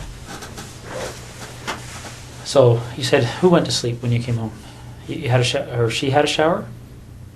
Well, we both got in. I washed her off after she'd been to the bathroom. We both went to sleep. But she was tied up and I had tied the rope.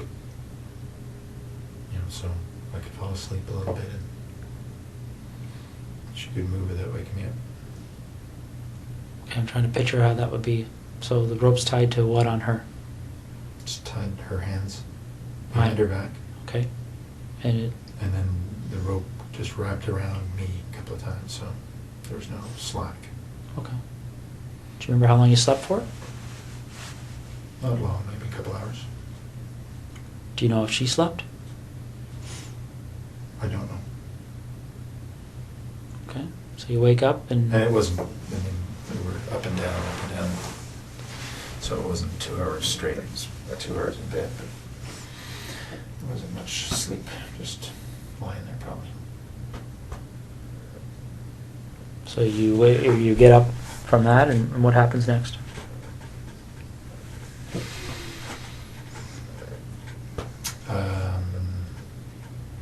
She had a seizure, actually. She felt it coming on, and because she'd had some before. Lasted quite a while. Got her dressed, into the family room,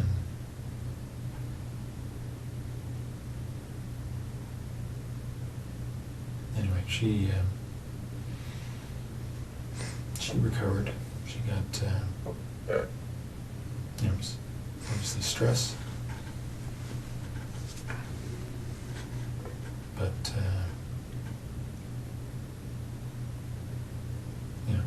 probably went on for about 15 minutes. Sort of it.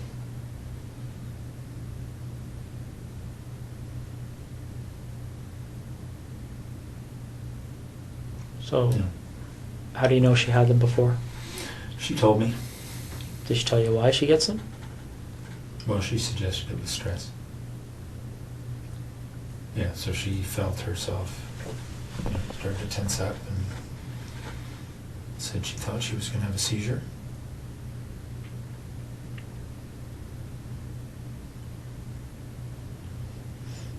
So it was convulsions is what she was saying. Okay. So she recovered from that? Yep, I stayed with her and talked her through it and made sure she didn't bite her tongue. Okay. And then what happened? Well, then we had a little lie down right there because she was obviously exhausted. Put a cover over her, and she went to sleep.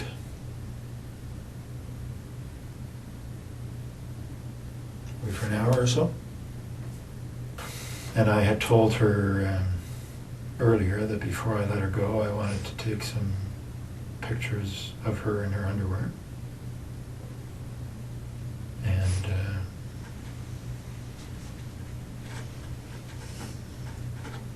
have sex with her.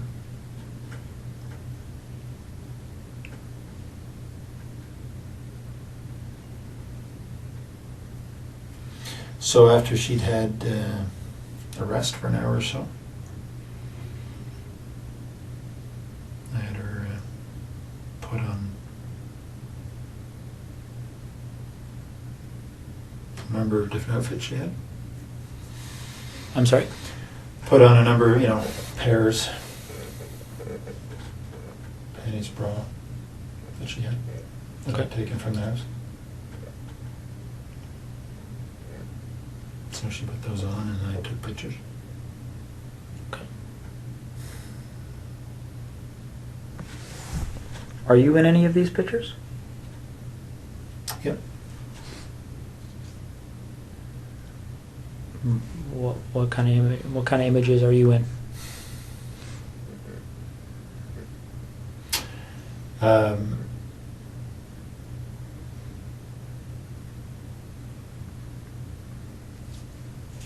Well, I'm with her. There's on the hard drives. You'll see there's video as well. So there's video of the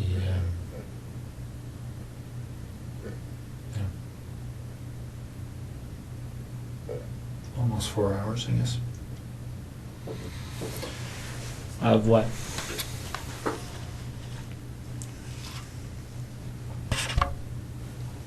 Well, of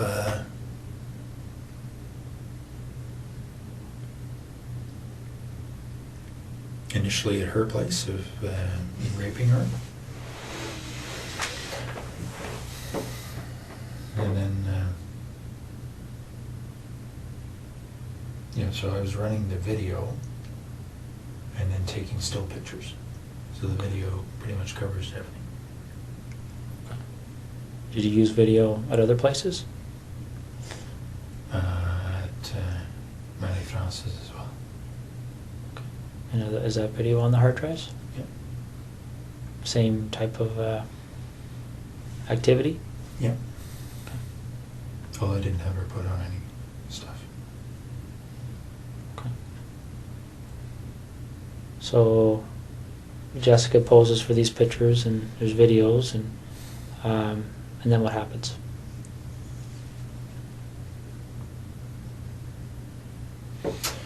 Then I got her dressed because she thought she was leaving. Got a bite to eat. Fruit. And then as we were walking out, I struck her on the back of the head. Okay. When did you decide to do that?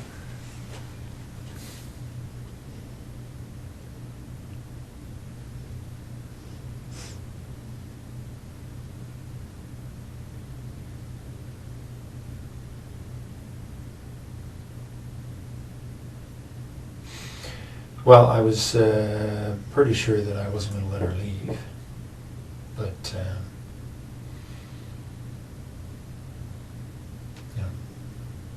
the idea of striking her on the head was developed in the afternoon.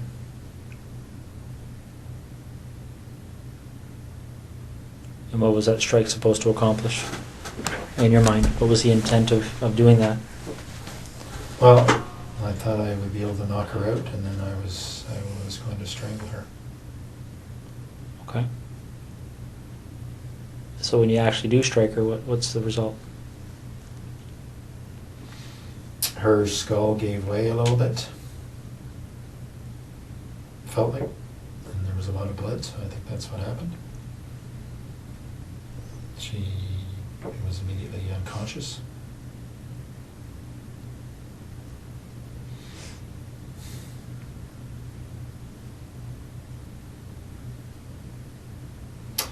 And then I strangled her. How'd you strangle her?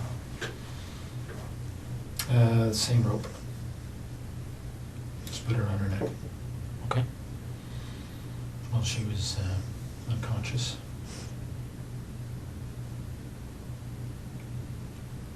Now, what happened to the zip tie that was around her neck earlier?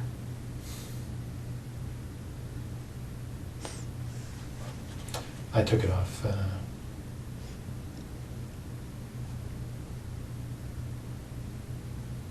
around then, I guess.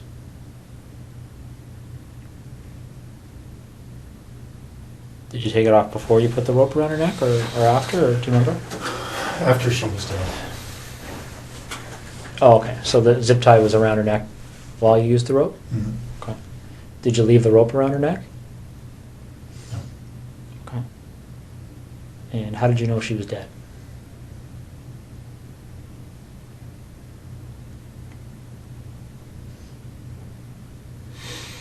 She, well, her body stopped moving.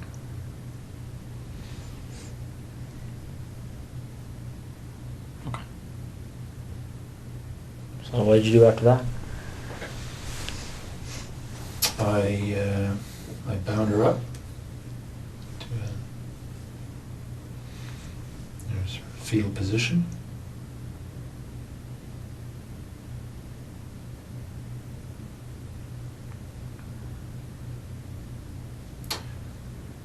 And cleaned up the floor.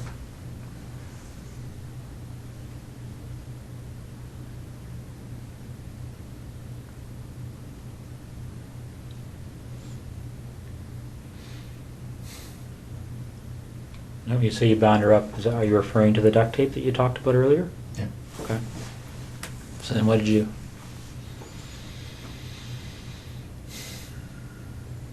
I put her in the garage. It was very cold.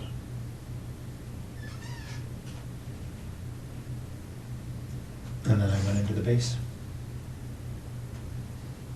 Okay. Why'd you go to the base? Pardon me? Why'd you go to the base? Because I was flying early the next morning. Okay. So what time did you leave to go to the base? Well, I told you about between 9 and 10 or so. On the Friday night? Yep. Okay. So you fly, and Then I drove home to Ottawa. so which night would you... Saturday night. So you land, and what time are you landing? 6:30. Okay. Saturday night. Did you go by the house in Tweed on your way to Ottawa? Or? No. So you drove straight home to Yeah. Ottawa? What time did you get there at? Do you remember? Sometime before midnight. I can't quite remember, but I think I went into the office first, did some work. So I think I got home to Ottawa just before midnight, something like that. I think. Not sure. I slept for a little bit at the Tim Hortons in Brockville. So it might be later. I honestly can't remember when I got to Ottawa, but Okay. yeah, midnight-ish, Saturday. Mm-hmm.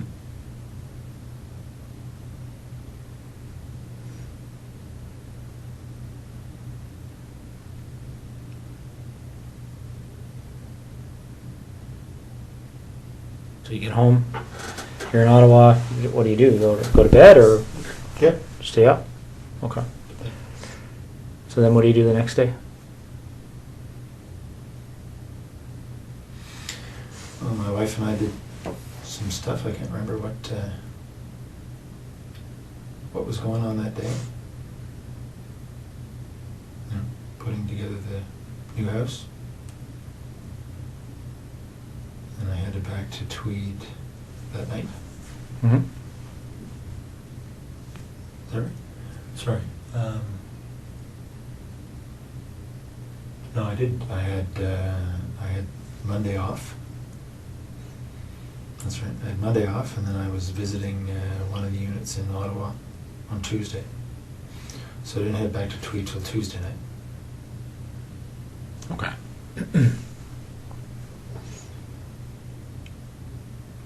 So you get back to Tweed, and what happens next? I took Jessica's body to that spot. Okay. That happened on Tuesday night? Just this past Tuesday, obviously? Yeah. Okay. Do you remember what time that was? It was pretty late. It was midnight-ish. I'd say between midnight and 1 on Wednesday morning. Okay. What made you decide to measure that distance, that 0.7 kilometers? That's just the way I am. Numbers. Have to know the numbers. Okay. And how did you leave her? I just left her tucked behind a fairly large rock. Okay. Is that duct tape still on her? Mm. And what else is on her? A couple of towels wrapped around her head, and the top and pants she was wearing, jeans. Okay. Did you ever go back there? No. Right.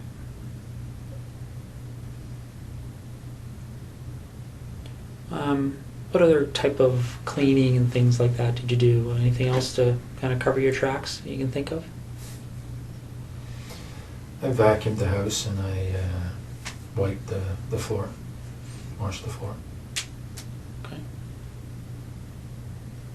What about your truck? Did you do anything with that? Just washed today because it was a mess, and vacuum. Okay.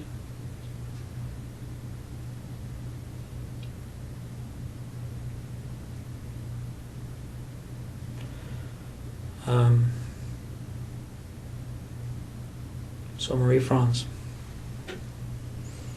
when did it first occur to you to go to her house?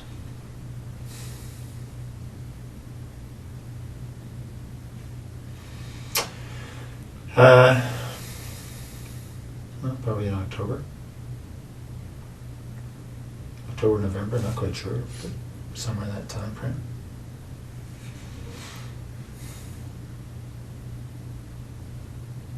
And do you remember why you thought to do that?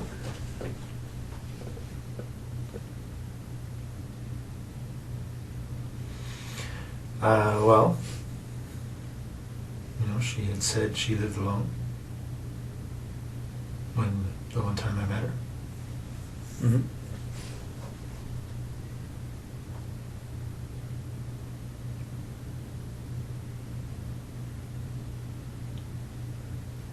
Yeah. Okay. Just trying to understand why her versus the dozens of other women you probably come across on a daily basis.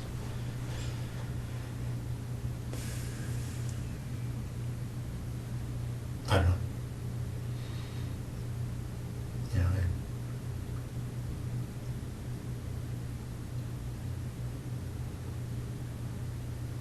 I went out there when she wasn't home just to see where she lived. And When did you do that? a couple of nights before. How did you know her address? There's a nominal roll for the basement. Okay. So when you go out there a couple of nights before, do you remember what night that was? When you were there first time? I don't, but it was within 2 or 3 nights, I think. Okay. Probably, well, no more than 4 anyway, something like that. And did you actually go into her house on that occasion, or did you? Okay.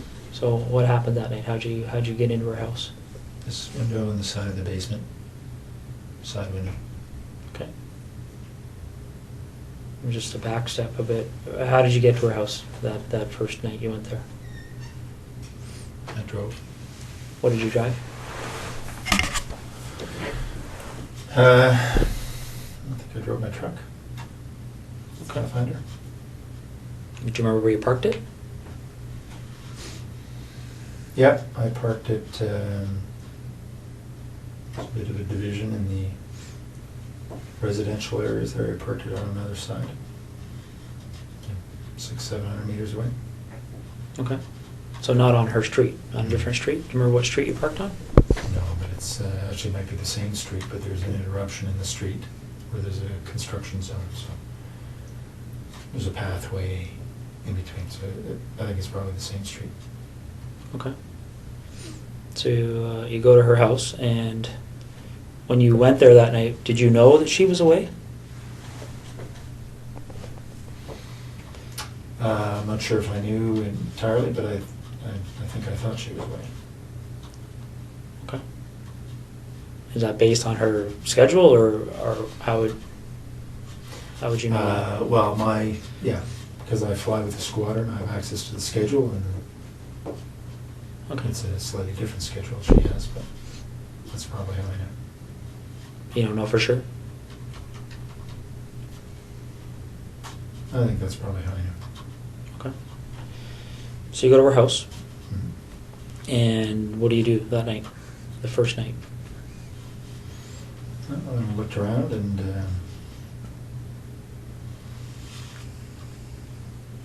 make sure that she was living there alone.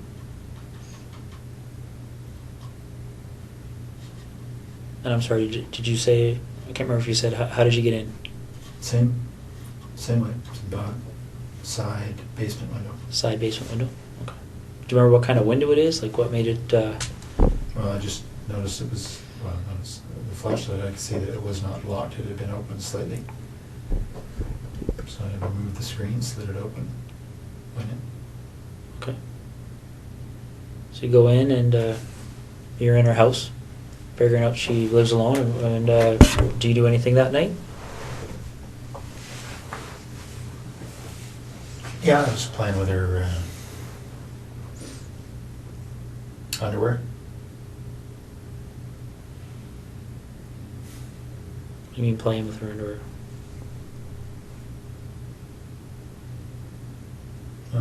Wearing it.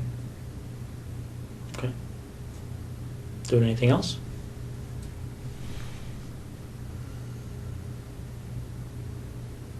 No, I didn't touch her stuff.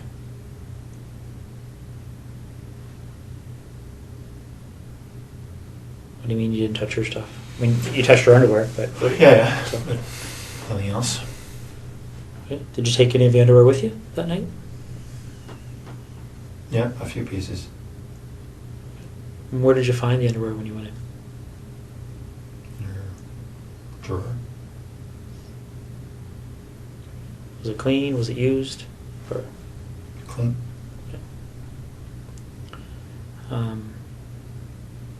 Anything else you can remember doing that evening that you... No. All right. So, after that first visit, did you return again before meeting up with her? No. Okay. So, which day did you go to her house when she was there?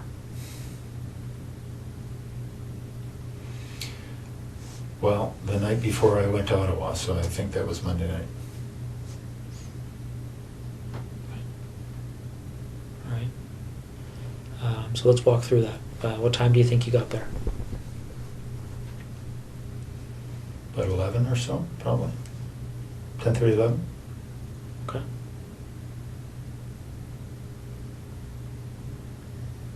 Yeah, so she was on the phone in her room. I could hear that from the backyard. I got in through the side window. The same basement window? Mhm. How could you hear from the backyard? What was... Just hear her on the phone. From beside the house. Could hear through the walls that she was on the phone. Okay. Any idea who she was talking to or what she was talking about? No, couldn't hear that well. Okay. So you go in through the basement window. And what are you wearing when this is happening?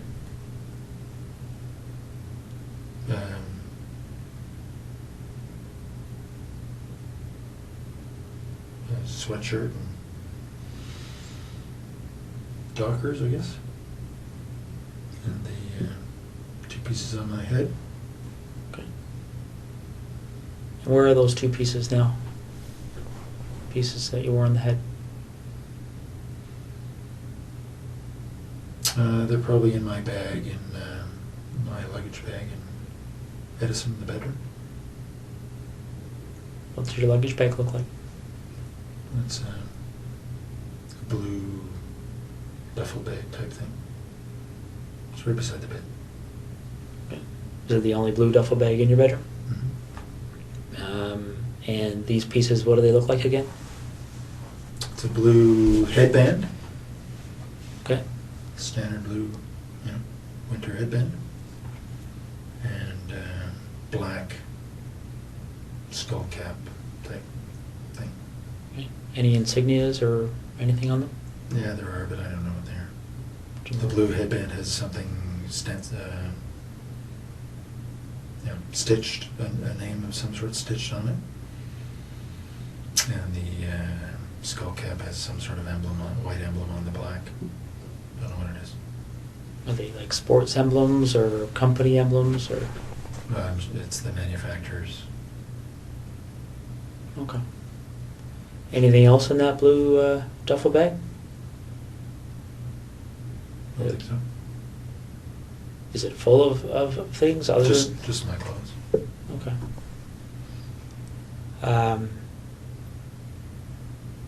So you go in. Do you remember what you had on your feet? In the house there? When you went to Marie France's house? Probably running shoes. There wasn't snow on the ground. So you go in and you're in the basement. And whereabouts in the basement are you? By the furnace. Okay. And what are you doing? What's your sort of plan at that point? I was waiting for her to go to bed. Okay. And how long did that take? Well, she didn't. Because then she came down looking for the cat. All right. And what happens next? Well, as I described, I subdued her. Gave her the flashlight. But essentially, wrestled her to the ground and tied her up.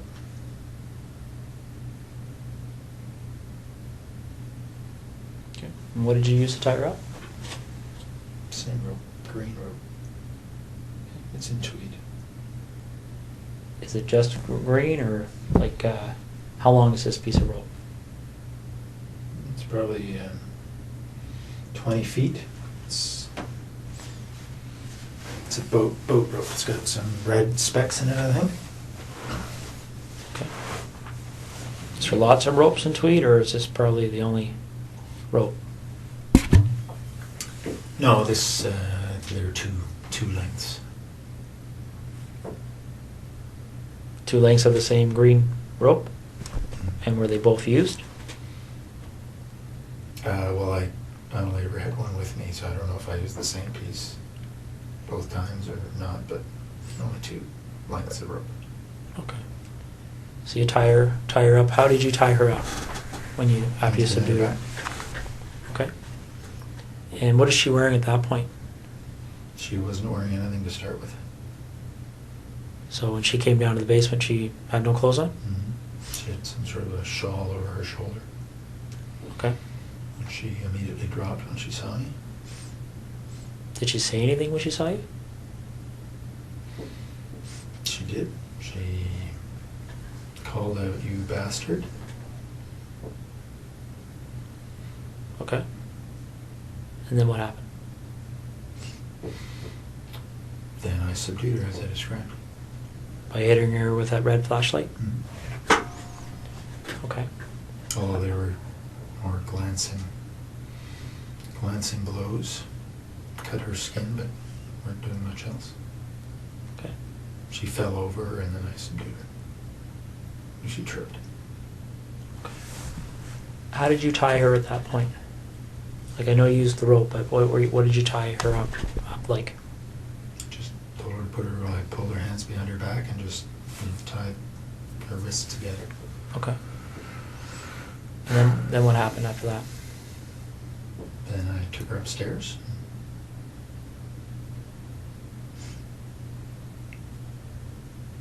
Did she go upstairs under her own power, or did you carry her? No, she passed out on the stairs, and then I carried her up. Why do you think she passed out? I expect from the hits to her head. So you carried her up to where? To her bedroom, put her on the bed. Okay. And then what happened?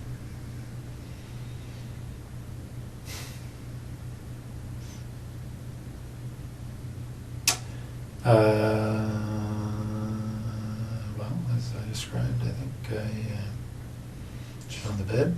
I raped her over a period of time. Okay. And again, just to be specific, what sex acts took place? Just vaginal. Your penis and her vagina? Yep. Any condom used? No. Did you ejaculate? No. Did you ejaculate at any point with her? No. Okay.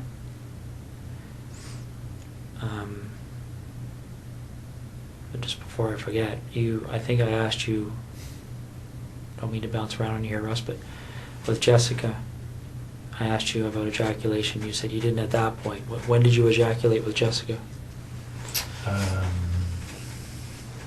The second time or third time that I had her for oral sex. And was that at her residence or yours? Hers. Okay. Any other times that you ejaculated with her? No. Okay. When you ejaculated with Jessica, did you use anything to clean up, or? No. No. What happened to the ejaculate? She swallowed it. Okay. So getting back to Marie France, it's just straight vaginal sex, no condom, no ejaculation.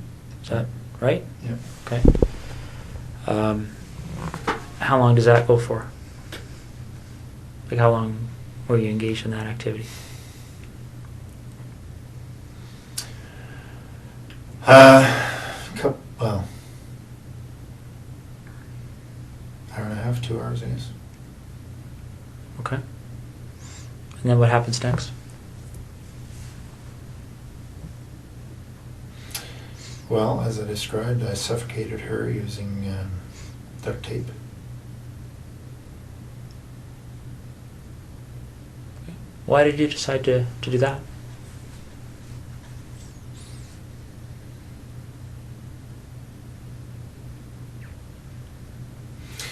Well, again, because of the pictures. As I described to you, it would have. It was going to be a pretty straight line back to Tweed. Okay. But why did you decide to use that method versus something else?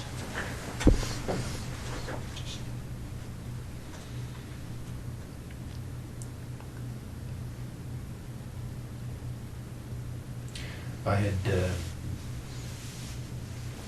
thought about strangling her earlier.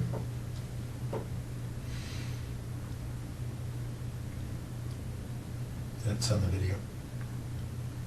What is? My, well, it was a short-lived attempt because she struggled quite a bit.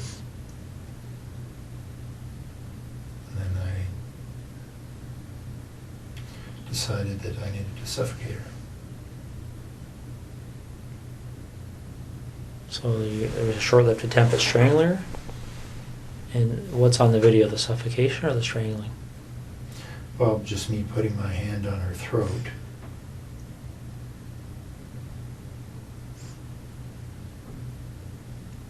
And then her responding, you know, no surprise, very aggressively.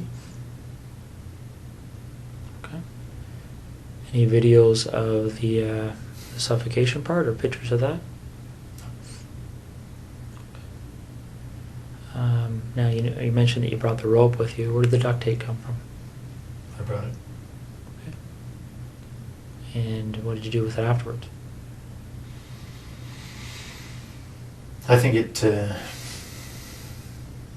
stayed in tweed. What color of duct tape are we talking about? I know it comes in a variety of colors, but Gray. gray.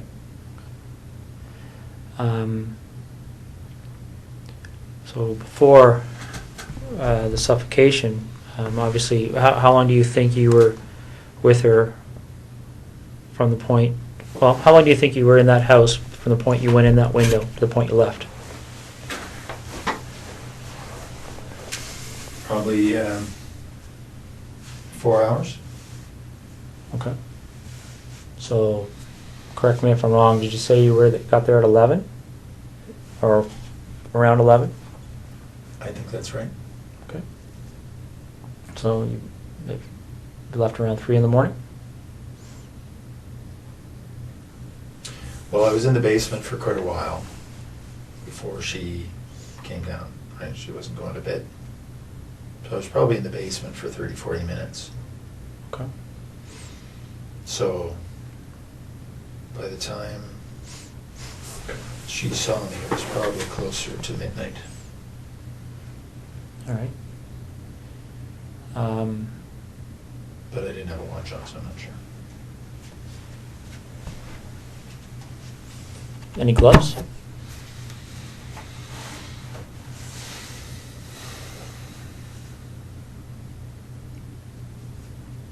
I don't think so. Did you wear gloves with Jessica? Only to get in the house. It was a very cold night. And what about the two women in tweed? No gloves. So while you're with Marie Franz, what kind of conversations are taking place? Anything she said to you stick out in your mind? No, but I taped her mouth. There's no conversation. Okay. When did you tape her mouth? As soon as I got her up to the bedroom. Why did you decide to do that? Because she was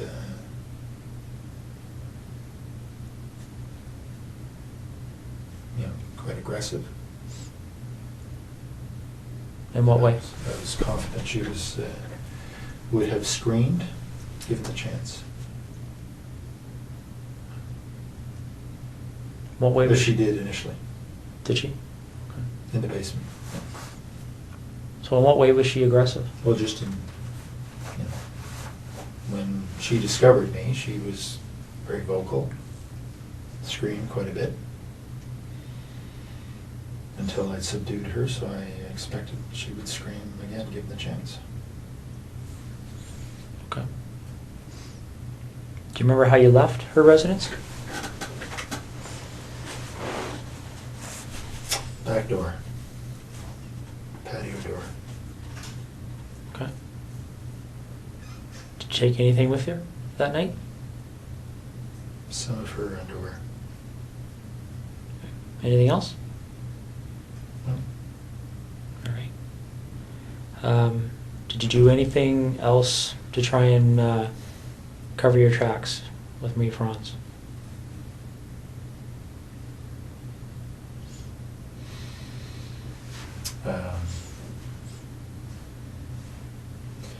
Well, I had turned off my BlackBerry before I left Trenton. Other than that, no.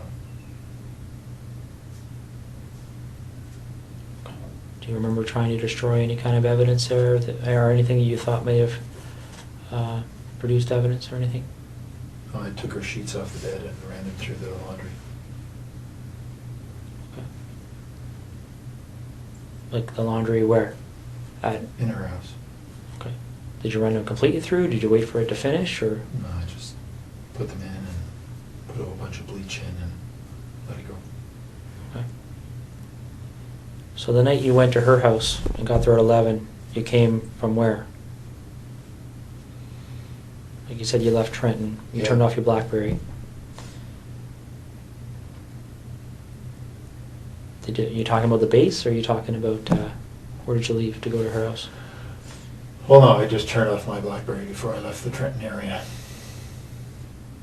I would have left from the base after work. All right. When did you what time do you think you turned your BlackBerry off? Well, it's only a half-hour drive to Brighton, so yeah, probably in the 9:30 range. Okay. Do you remember what time you would have turned it back on? And I was back on the 401 heading to Ottawa the next morning. What time would that have been? So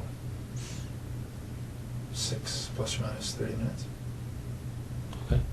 So you leave her house 3-ish.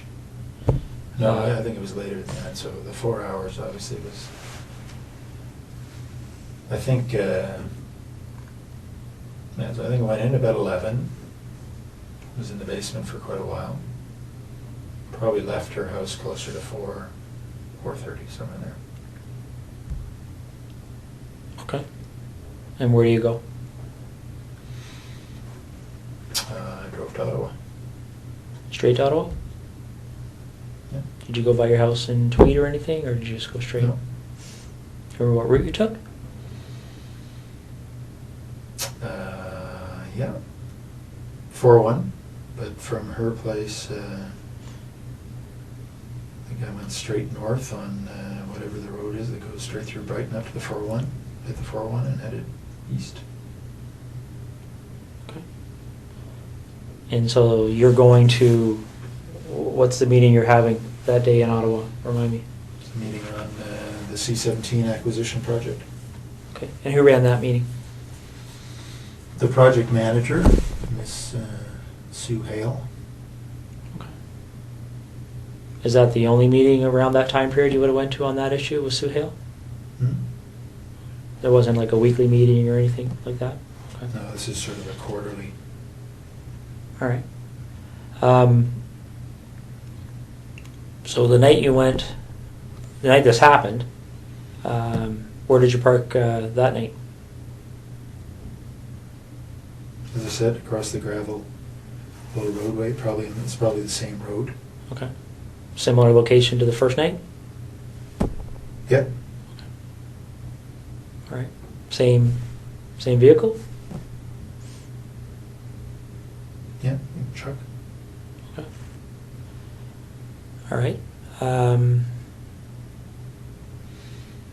Okay, let's talk about seeing as we're going backwards in time here, why don't we talk about the second incident in Tweed? With Laurie Massacai. One that's at 76 Cozy Cove.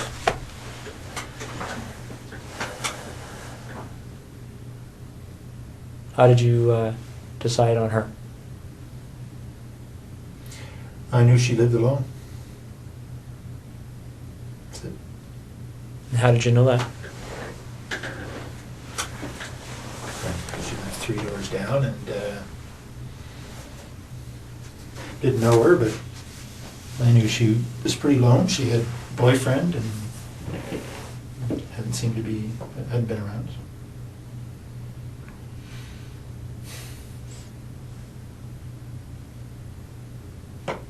You know, looked in the window and she was alone. So she had a boyfriend, but he wasn't too frequent? Okay. Well, he was. She told me that they were fighting, so that's why he hadn't been there. Okay. So,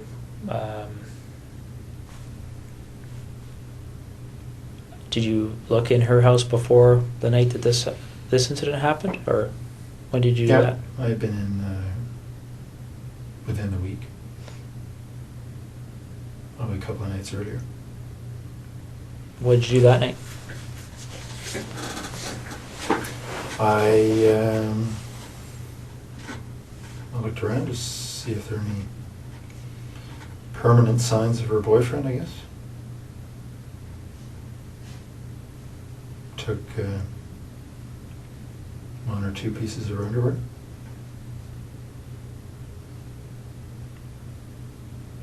That's all. Okay. So the night you go there, when the incident happens, do you remember what time that was? It was pretty late. I probably got into the house around midnight. She was asleep on the couch. Well, I didn't know that, but I knew she was in there. And how'd you get in, sorry?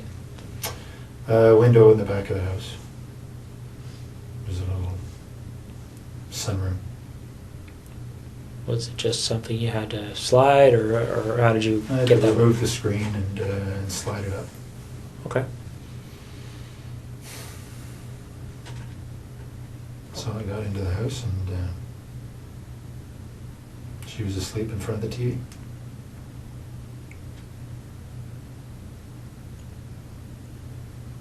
Wearing anything on your face that night? Yeah, same things. Okay. The headband and the cap? Okay. What kind of clothes did you have on?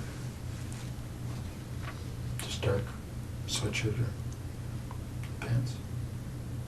Right. So she's asleep on the couch, you're in there, and then what happens? We have been through this, eh? I know. I struck her with the flashlight, thinking it would knock her out. It didn't.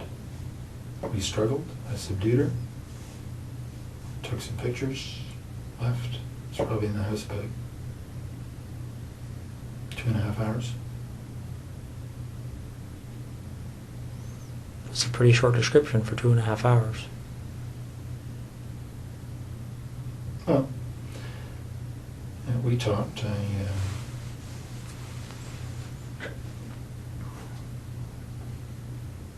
told her I wasn't going to hurt her.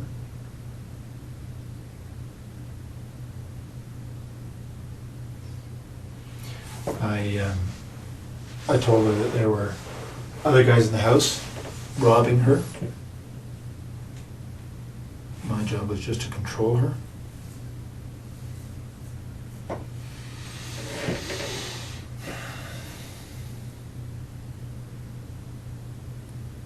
What did she say to that?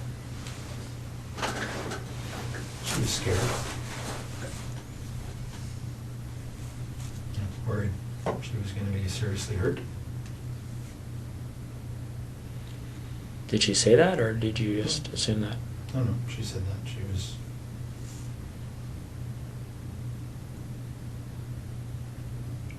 was worried she was going to be killed. I said, I'm not going to kill you. What did you do with, you said you took pictures of her, clothed, unclothed? Both. Clothed initially and then unclothed. Are you in any of those pictures? I don't think so. You just took them of her? What kind of camera are you using, by the way? What, It's a digital Sony. you just have the one camera? Yeah. And the video camera. Also, they're two separate? Yeah. Some cameras take video, right? And where is the camera and the video camera? In Tweed. Is it the only camera and video camera in that house? Yep. Okay. All right. So you take pictures of her, and how do you end up leaving? Like you, I just told her to, I don't know, count or wait for a number of minutes before before she called the police. Okay. And did you leave immediately, or did you stay there for a while? Oh, no, I left. See what she was going to do, or? I left. Okay. And where do you go? Home. Straight home? Mhm. Okay. Did you wait to see if the police showed up or anything, or? No. Well, I mean, it's, So what did you do when you got a home? couple hundred feet. I went to sleep. Okay. And what did you do the next day? Went to work. Normal time. Okay. A couple hours later.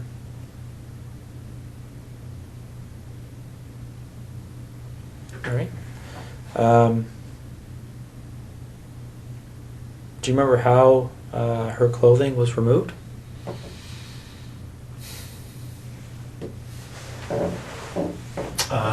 Well, because her hands were tied behind her back, I think I cut off her top and then pulled off her bottom.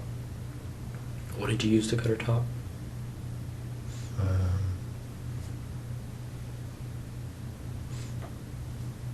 I can't remember if it was a knife or like a folding X-Acto knife or Leatherman or one of the two. Are these items that are in your house in Tweed? Yep. Okay. Was there ever any other time you used a knife to cut off clothing or anything else? Do you remember? I cut off Jessica's top with a knife, so her hands were tied behind her back. That's all. Okay. And where's that knife? Which knife did you use that time? That was a Leatherman. That was leather? Tweed. Is it the only Leatherman in Tweed? Mm-hmm. Okay. So on the 16th of September, when you went in that night, was that the first time you've been in her house? Yep. Okay. And why her? Just because I'd seen her and she was cute. That's it. Okay. So there was no... you didn't go into her house before that night? No. All right.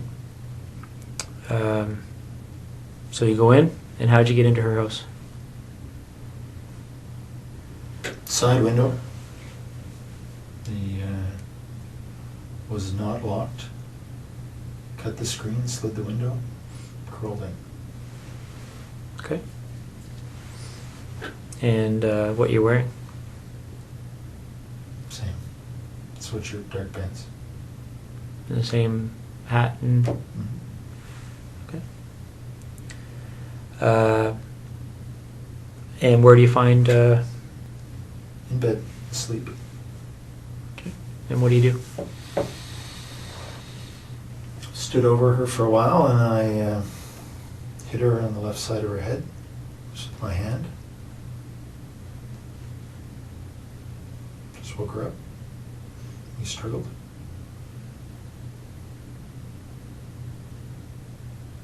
You know, I just lay on her.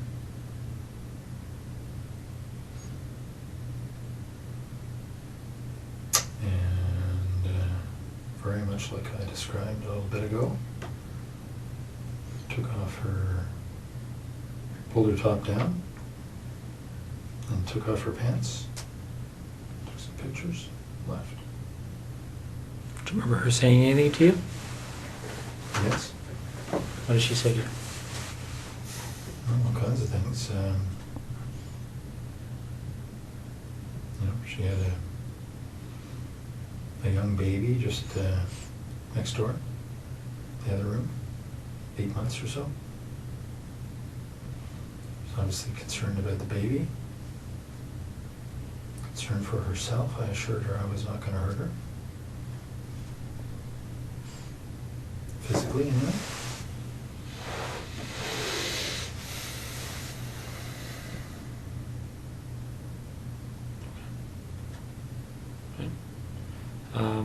Any underwear taken from or Lori?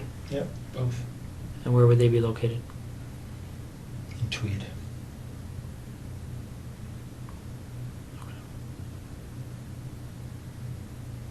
And why are they in Tweed as opposed to Marie Franz and Jessica's underwear?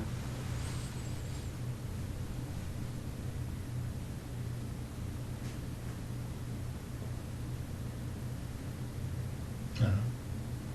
Do you remember how much of their underwear you took?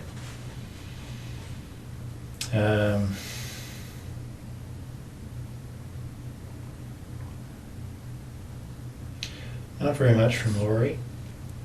Did they know that you took their underwear? I don't know. You didn't discuss it with them or anything?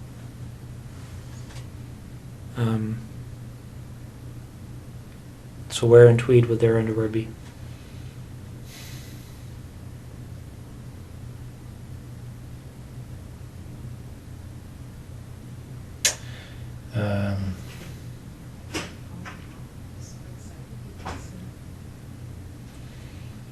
In the there's a laundry room area,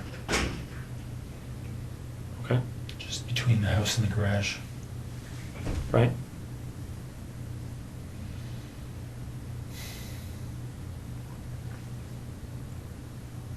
So where in that laundry room area would they be kept?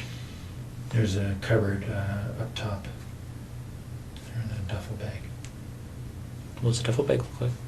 It's a green army duffel bag. Are they all in the same duffel bag? Is there anything else in that duffel bag? Just underwear. Okay.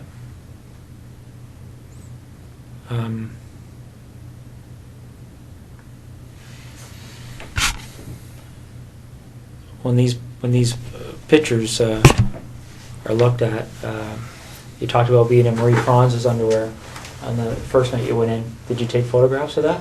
Yep. What about anybody else's underwear? Yep.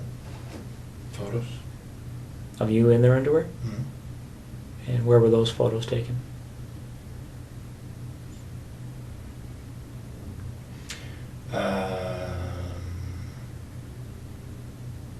Well, sometimes in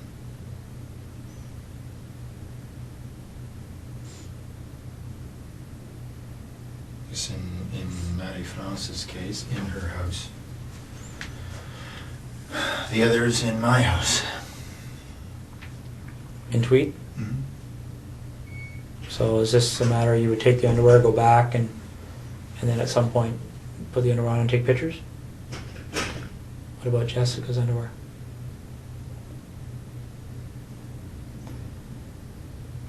She's only her. Right?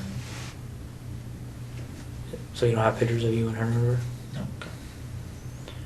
All right.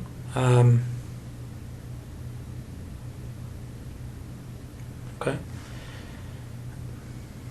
Well, I guess I just have a couple of questions for you. I mean, I'm sure there's going to be more questions, but I guess what's on my mind right now, Russ, is what made you decide to tell me this tonight?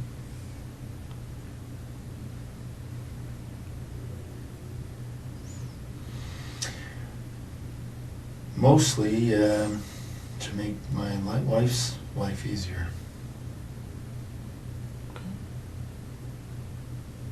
Is what you've told me tonight the truth? Yeah. Okay.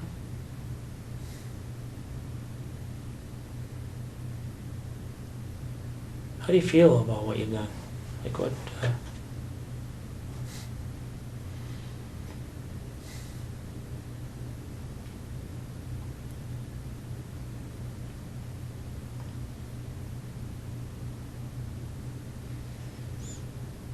Disappointed.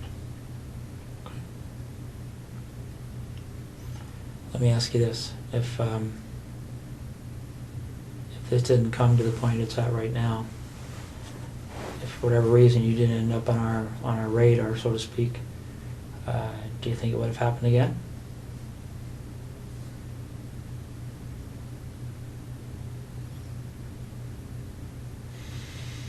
I was hoping not, but I can't answer the question. Okay. Not too much here, Russ. Just a few details that I wanted to cover off, and specifically dealing with Marie Franz. In the basement of her house, there's a hole in the drywall. Do you recall how that happened? Whereabouts? I don't know specifically, but it's downstairs. I don't remember that. No. Okay. Do you remember doing anything with her in the basement where you may have used some clothing or something to secure her? Yeah, I tied her up against one of the poles in the basement initially. I went outside and put the screen back on and secured the window. Okay. While she was tied to the pole? Yep. And what was your thinking behind doing that at that point? Just to cover up how I'd come in. Okay. Now, by the time she's tied to that pole, is that in the very initial few minutes kind of thing of the confrontation, or? That was shortly after I'd subdued her and tied her up, yes. Okay. Does she have the duct tape on her mouth yet?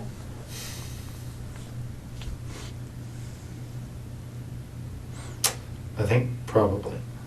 Okay. The pictures will show it. All right. Now, in the upstairs bathroom by her bedroom, there's looks like something's occurred in there. Do you remember that? Yep. What happened there? She had passed out on the bed, and I had gone to look out the front window, see if anybody was coming. And she got up and closed the bedroom door and raced into the bathroom trying to get somebody's attention. But her mouth was taped and her hands were tied. Okay. What did you do as a result of that? Well, I just got in and subdued her again and got her back into the bedroom. Didn't do anything, just regained control of her. Okay. If I remember correctly, there's a bit of blood in there. Do you know where that blood would have, how that would have occurred? All the blood was from the initial hits as I was trying to subdue her. Okay. Her skin breaking with the blows to her head. Okay. Do you recall blood being in the bathroom? No, actually, I didn't have the light on in there, but it doesn't surprise me. Okay. There's a pair of underwear and some socks on the floor of that bathroom that belonged to her. Do you remember how they got there? Do you remember seeing them? See them. Okay. What do you recall doing to her breasts? It's pretty clear that there was something happened to her breasts. Do you remember what that might have been? No, I certainly touched her breasts. I didn't do anything to hurt them. I remember that. No. Okay. All right. Well, Russ. Now, when I suffocated her, she was on her front, so may have been something there. But What do you mean? well, she was lying on the floor in the bedroom as I suffocated her, and obviously struggled. May have been in there that something happened, but I didn't do anything specific to her breasts. Okay. So when you suffocate her, that's when you had the duct tape over her mouth and nose, Mm-hmm. and that's on the floor. Yep. And then what happens after that? Well, she died, and I and took the duct tape off her head and put her on the bed and covered her up with duvet. Okay. And what was your thinking behind doing that?